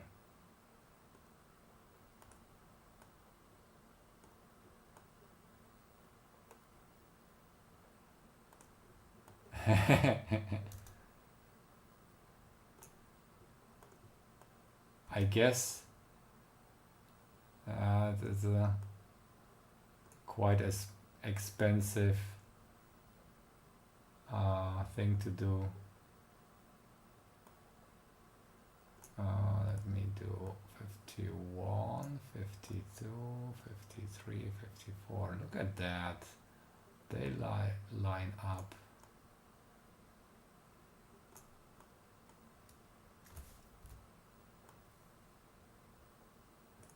Nice. Okay. So let's move that down.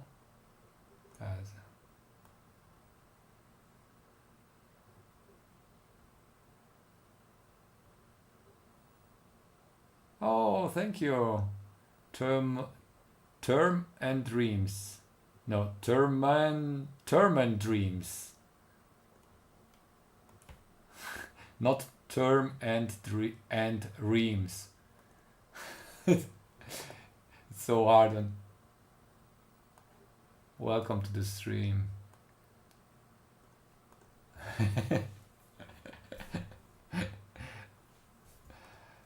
Okay, I think. Oh wait, I need change the properties as well. Damn it! Now I need the window with the. Wait, where is it? Here. What's this?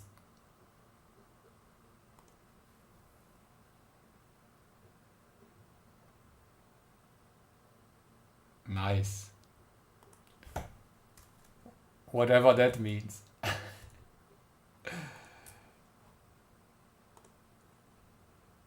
LCSC is here. Whoop. And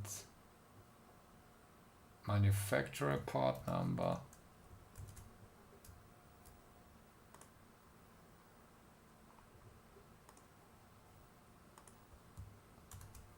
This and this will be large quad flatback 64 10 by 10 0.5.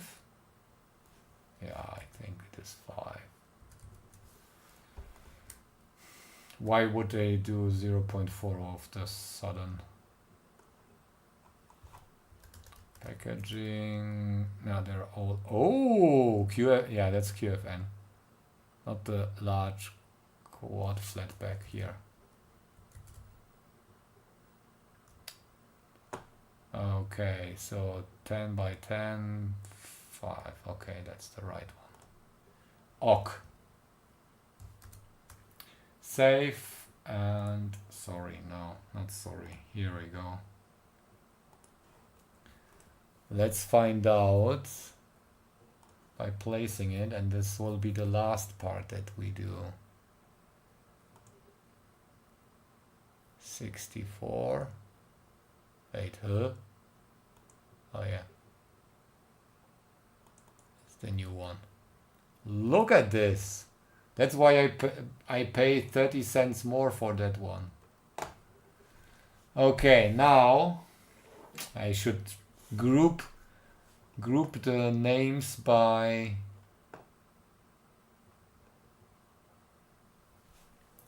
Linky, or if you can program them over USB as well if you use the boot button.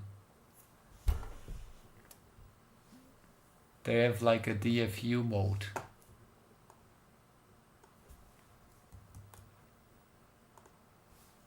Wait.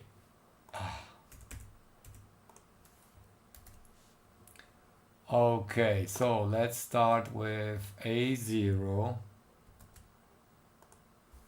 Then pop.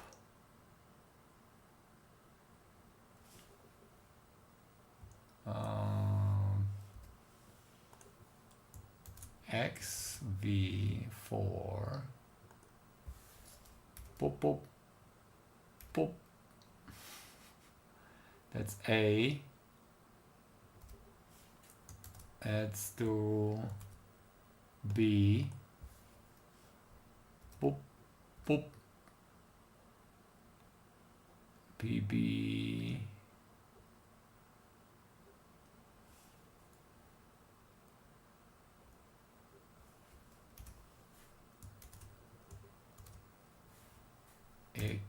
X here.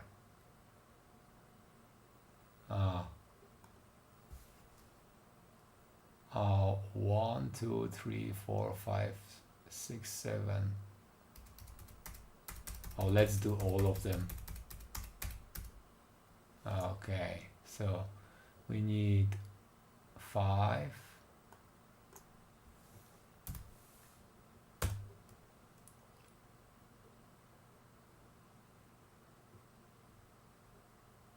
Oh yeah.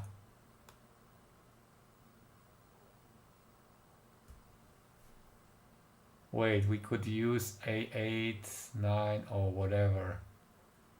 Okay, whatever. We take CS.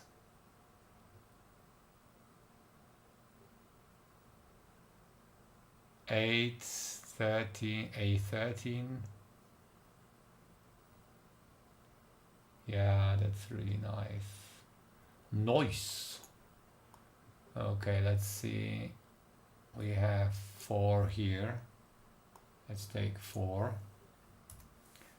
B, C.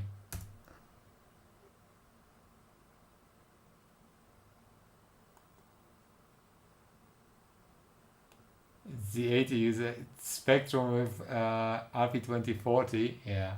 Did you try the RP? What is it? 2350? What a horrible MCU.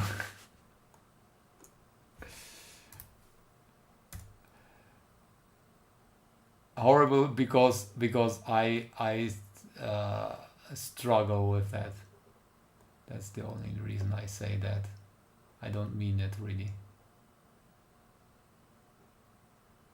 Oh, look at that.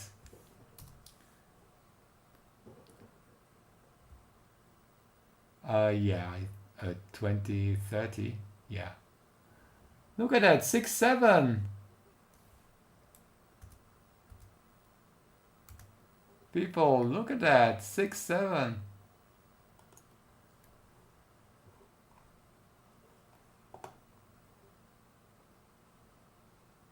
Oh wait, that's with built-in.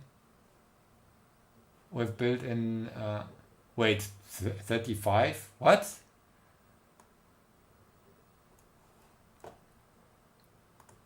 Is this with built-in flash?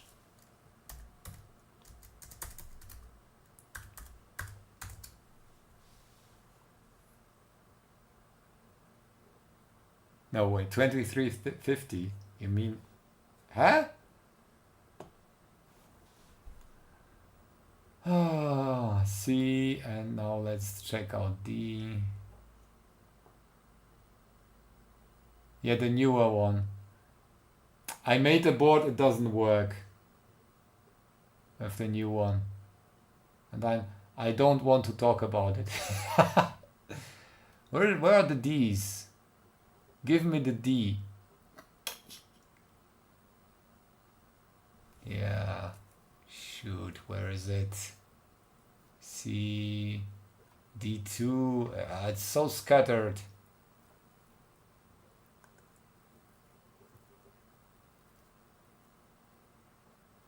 We can do C. Let's do C instead, okay? We have C, 2 C's here. 8, 9. C.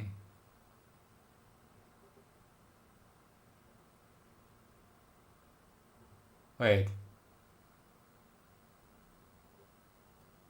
8, 9, 10, 11, 12.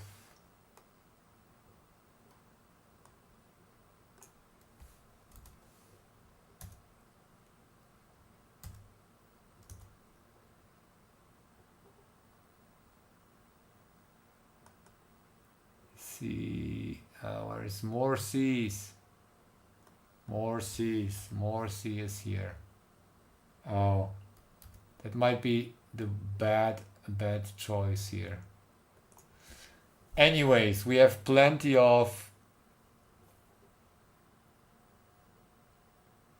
How is that now we have like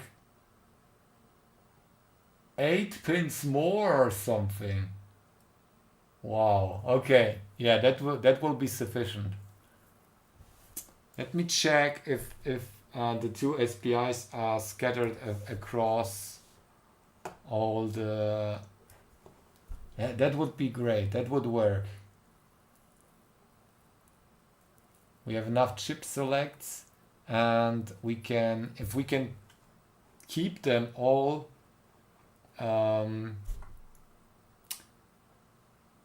bound to like registers like 8-bit or 16-bit even, that would be amazing. Let me check that. Oh, I need to pee really badly, but I really don't want like to interrupt the stream once more. I will just end the stream in a few minutes, so get ready, peeps.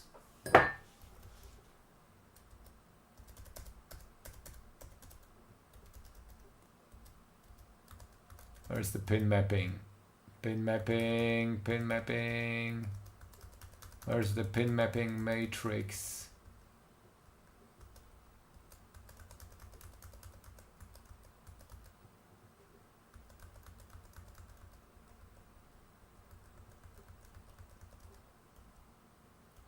Wow, that's some nodes here.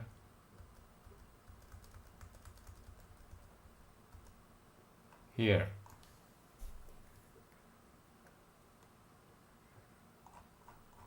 Is there anything on?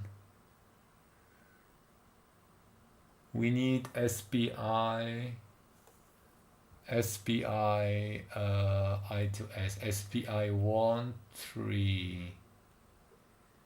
That's PB.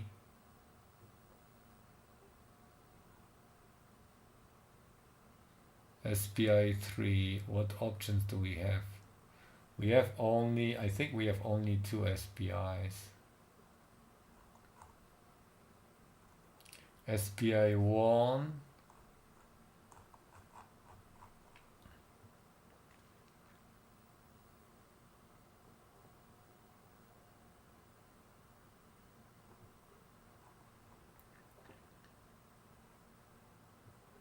SPI 2.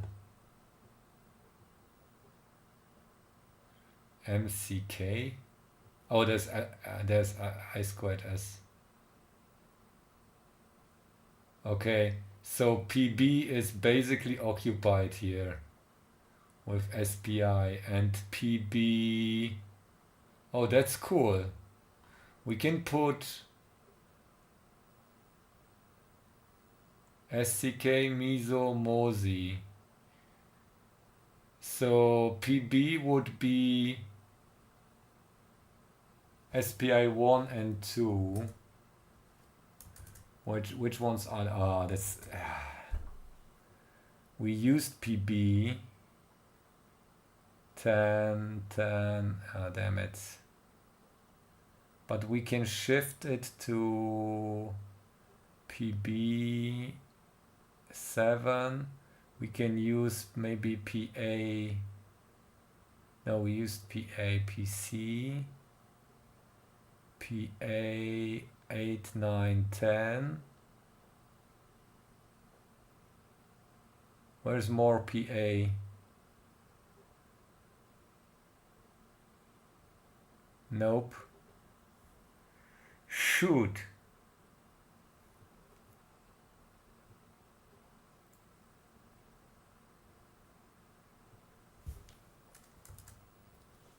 It's the only option.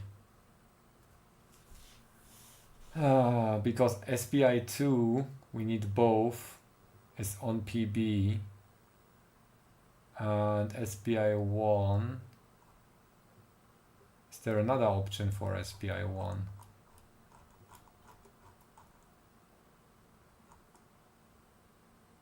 PA. Oh no, that's NSS. What is N? That's chip select. SPI 1. Oh yeah. Well, that's A7. That's again.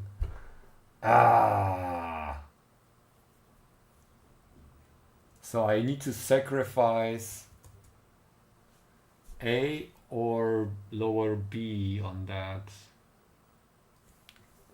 It would be so amazing to have two 16-bit registers to read in. Alright, peeps, I need to pee, so I will end the stream here. Sorry we didn't get a lot further, but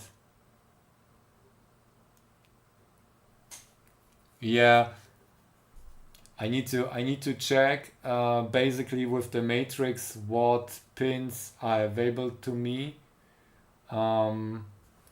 But we have, as it looks like we have PC, like C, we can use like the whole register, which is 16 bits.